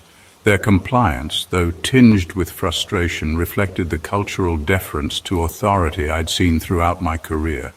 Something didn't sit right. We asked for their permission to search the property just to ensure everything was okay. Reluctantly, they agreed. Room by room, the house yielded nothing unusual. But as we moved to the backyard, an old shed tucked in the shadows caught our attention. Light seeped through the cracks, a stark contrast to the darkened home behind us. My partner Jenny and I exchanged glances before approaching the shed. The door creaked open to our knock, revealing a teenage girl. Her face was pale, her expression startled but not frightened. When we asked if she had called 911, her answer was firm, no. As the girl stood in the doorway, something behind her caught Jenny's eye. A newborn baby swaddled in worn blankets. Jenny's motherly instincts kicked in. She asked if she could take a closer look, and the girl reluctantly allowed her in. The baby was fragile, its shallow breaths and pale complexion sending alarm bells through both of us. Concern etched into Jenny's face as she asked, "Why are you and your baby living out here? Why not inside the house?" Tears welled in the girl's eyes as she explained. Her family had banished her to the shed because she wasn't married, and her boyfriend had abandoned her. In their culture, having a baby out of wedlock was a source of shame. Her voice cracked as she shared how deeply her parents' disappointment cut, leaving her to fend for herself and her newborn in the cold, unforgiving shed.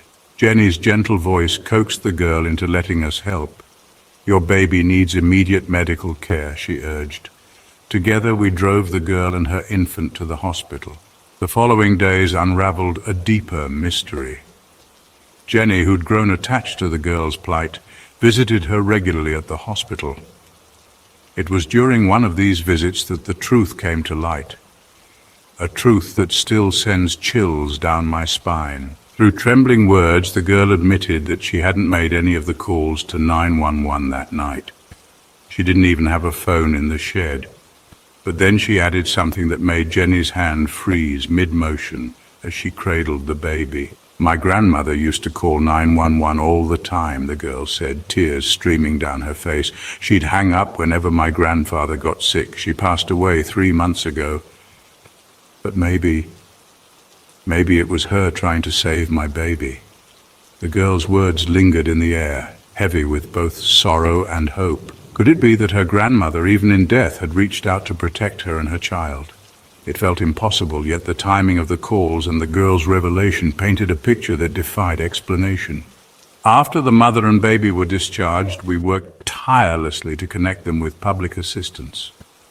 Jenny even went above and beyond, ensuring they had a safe place to stay and the resources to start anew.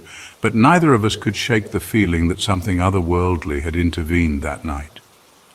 Perhaps love, even in its most intangible form, transcends the barriers of life and death. To this day, that experience remains etched in my memory. It wasn't just another call or another case. It was a haunting reminder that sometimes help comes from places we can't see or understand.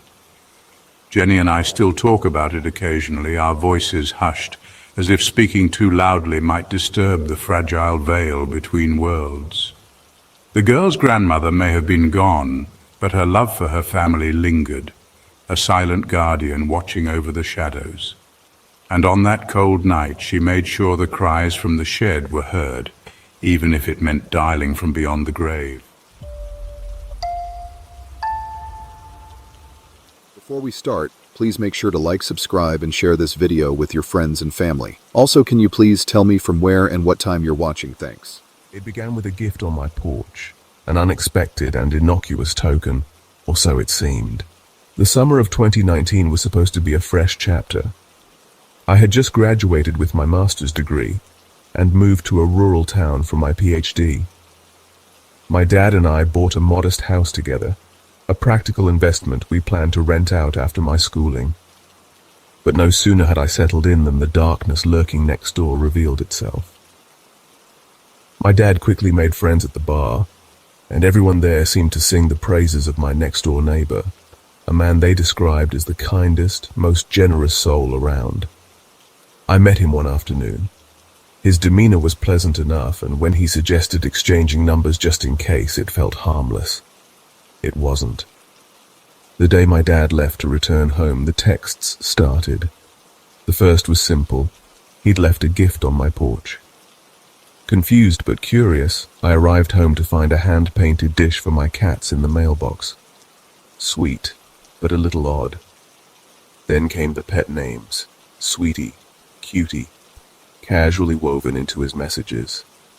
It felt off, so I politely told him I wasn't interested in anything romantic. His reply was a bizarre rant about friendship, claiming that's all he wanted. I hoped that would be the end of it. Spoiler. It wasn't. The next few weeks were a barrage of texts, gifts, and relentless invitations to go fishing or hang out. I tried to ignore most of it, replying occasionally to avoid outright conflict. After all, he was my neighbor. Then one night, everything shifted. The bar manager down the street messaged me out of the blue. "If your neighbor knocks on your door tonight, do not answer." My heart dropped. She explained that my neighbor had shown up at the bar, wielding a hatchet, claiming he could hear voices that got louder the closer he came. He threatened to kill someone if the voices didn't stop. The police were called, but to my disbelief, they confiscated the hatchet and let him go. The bar manager was so concerned for my safety that she picked me up, insisting I stay at her place that night. When I returned home the next day, a dead squirrel had appeared beside my car door. Its mangled body looked as though it had been deliberately placed there. Uneasy, I stepped over it and left. Hours later, the squirrel was gone, and I received a text from my neighbor. "Someone or something put a dead squirrel in your driveway. Don't worry. I moved it for you." I was certain he'd been the one to put it there in the first place. Soon other unsettling signs began appearing. One day, an unspent shotgun shell lay conspicuously on the bricks in his front yard.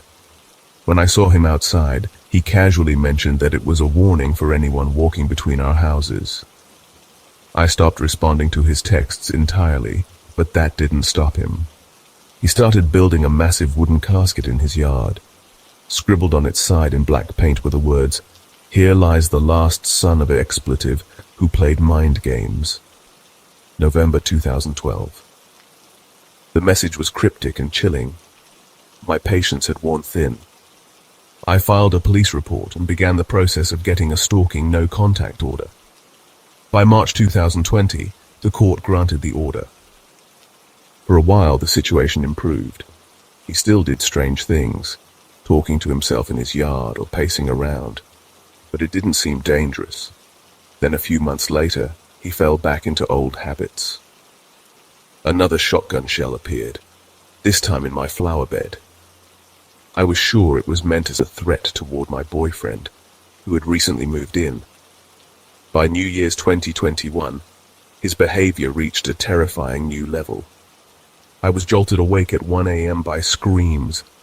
Turning on my security cameras, I saw him leaning out his window, shouting obscenities directly at my house. He called me a harlot and screamed that he was going to blow up his house using the gas line. I called the police, but their response was infuriating. He didn't say your name, so it's not a violation of the protection order. Weeks later, his antics reached a fever pitch. One morning I heard him yelling in the alley behind my house. "Someone is going to die over this sweatshirt." He paced back and forth, shouting nonsensical threats and claiming he'd get his shotgun. Again, the police were called, but their response was a slap on the wrist, an ordinance violation for disturbing the peace. That night I was awoken by hammering sounds. Through my cameras I saw him tearing down his privacy fence, sawing it horizontally until it stood only 3 feet tall, leaving me exposed. I had reached my limit. My once peaceful home had become a nightmare. My boyfriend and I began looking for a new place, but the process was slow. I'm a PhD student with limited income, and renting wasn't an option with 6 animals between us. My dad agreed to co-sign a new mortgage, and I picked up a second job to save for the move. Until then, I'm stuck here, trapped in a house overshadowed by fear, frustration, and the haunting reality that safety can be so easily taken away. Every creak of the floorboards, every shadow in the yard, reminds me that I'm not safe. I don't know what else to do. I'm tired. I'm angry, and I just want to breathe again. The lock clicked softly behind me, and for the first time, I truly noticed how quiet the apartment felt. It wasn't the usual comforting silence of home. It felt heavy, watchful. A chill ran down my spine as I tried to shake off the unease. Little did I know that day would take a turn so sinister, it would haunt me for years to come. I live in a bustling city in Eastern Europe, the kind of place where life moves fast, and trouble often lurks just out of sight. My neighborhood had a reputation, shady characters, late-night shouting matches, and a fair share of vandalism. But nothing truly dangerous had ever happened to me. I'd grown up here, learning how to navigate the streets with a cautious eye and a quick instinct. It was a chilly New Year's Day. My dad had left around 3 p.m. for his usual ping-pong practice, and would be out until late, grabbing beers with his buddies afterward. My mum and younger brother were helping a friend clean up after a wild New Year's Eve party. I was supposed to join them, but a pounding headache, courtesy of last night's festivities, kept me home. I tried to shake the guilty thought that staying behind was one of the best decisions I'd ever made. The evening passed uneventfully at first. Wrapped in a blanket, I rewatched episodes of Skins, UK version obviously, to distract myself. Around 6 p.m. my stomach growled, reminding me I hadn't eaten since morning. My go-to late-night supermarket was just a 5-minute walk away, and despite the freezing weather, I decided to head out. Bundled up in my coat and flip-flops, I trudged through the icy streets, the glow of the supermarket sign pulling me forward. But as I neared the automatic doors, a man caught my eye. He stood there, small and stocky, his clothes mismatched and unkempt, staring at the doors like he was guarding them. His presence felt off. "Is it still open?" I asked, my voice breaking the quiet. He pointed to a piece of paper taped next to the schedule. "Closed early for the holidays," it read. Annoyed, I sighed and turned to leave, but his voice stopped me. "There's a boutique nearby," he said, almost too eagerly. His tone was urgent, insistent. "Just a couple of minutes from here, you'll find what you need there." My gut twisted. There was something about the way he stared at me, unblinking, that set off alarms in my head. But I convinced myself I was overreacting. Maybe he was just trying to help, hoping for a tip or some kindness in return. I forced a polite nod and walked toward the boutique, my senses on high alert. The boutique was cramped but warm. I grabbed the first snack I saw, quickly paid, and exchanged hurried New Year's wishes with the shopkeeper before heading back. As I passed the supermarket again, I noticed something that sent a shiver down my spine. The man was gone. He'd been standing there when I left, and now, nothing. The street felt emptier, darker. My unease grew into full-blown paranoia as I picked up my pace, clutching the snack bag tightly. Reaching the front of my building, I spotted movement out of the corner of my eye. A tall, dark figure stepped into the elevator just as the automatic lights flickered off. My breath hitched. Fumbling with my keys, I unlocked the door and slipped inside, my heart pounding in my chest. The elevator was still moving, its numbers lighting up one by one. It stopped on the 5th floor. Forcing myself to breathe, I took the stairs. Logic told me I was overreacting, but fear had taken root. As I reached the 6th floor, I noticed the light was on. Strange. It should have been off by now. Then I saw it. The 7th floor light switched on. My stomach dropped. Whoever was in the elevator was now on my floor. I froze, praying they'd move on. But the light stayed on, unwavering. Summoning every ounce of courage, I bolted up the stairs, my legs trembling beneath me.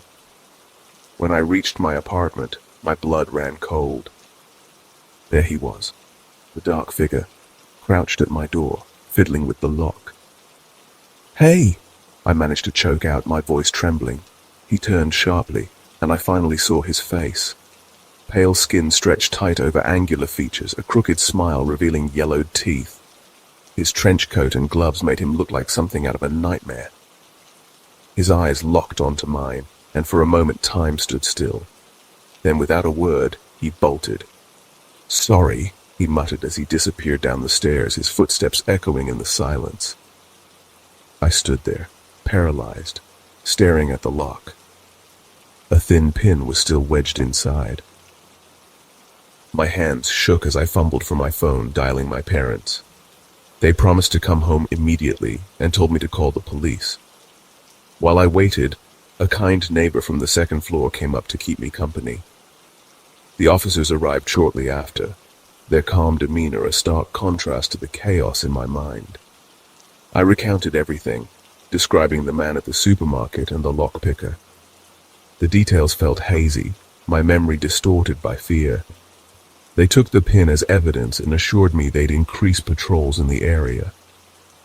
That night, as I lay in bed clutching a bat, I couldn't shake the image of his smile, the way it twisted, hungry and cruel.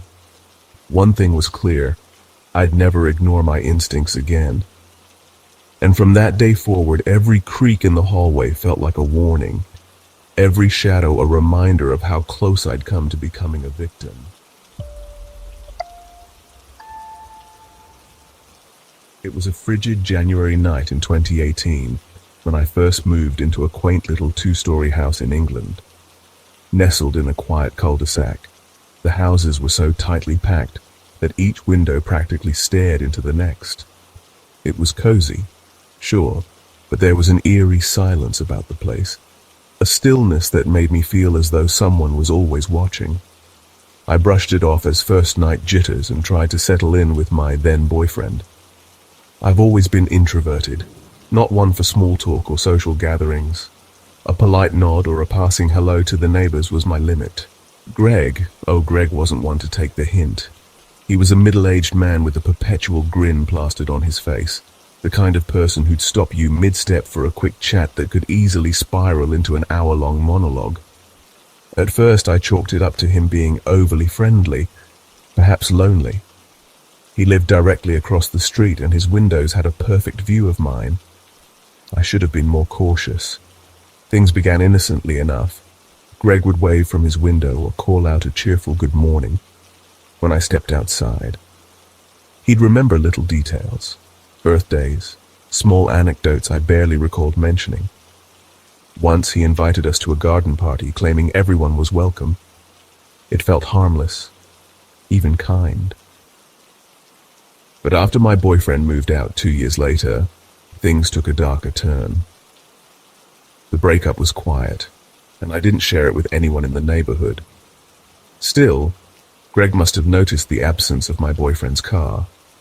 His friendly demeanor became something else entirely, constant, intrusive. I adopted a cat to keep me company in the empty house, but even that didn't ease the unsettling feeling of being watched. Greg's encounters with me increased. Every time I left the house, he seemed to appear, flagging me down for another rambling conversation. It became unbearable, and I began texting my ex about Greg's antics. We'd laugh at how absurd they were, until they weren't funny anymore. One evening, I was engrossed in an intense online raid in Elder Scrolls. Greg had offered to bring over a parcel he'd mistakenly collected for me. I told him to leave it by the door.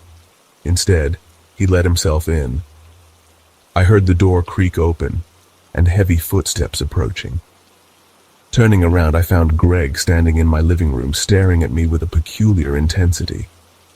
I couldn't stop playing mid-raid, so I gestured for him to leave the parcel and go. But he lingered, drunk and overly interested in my gaming setup.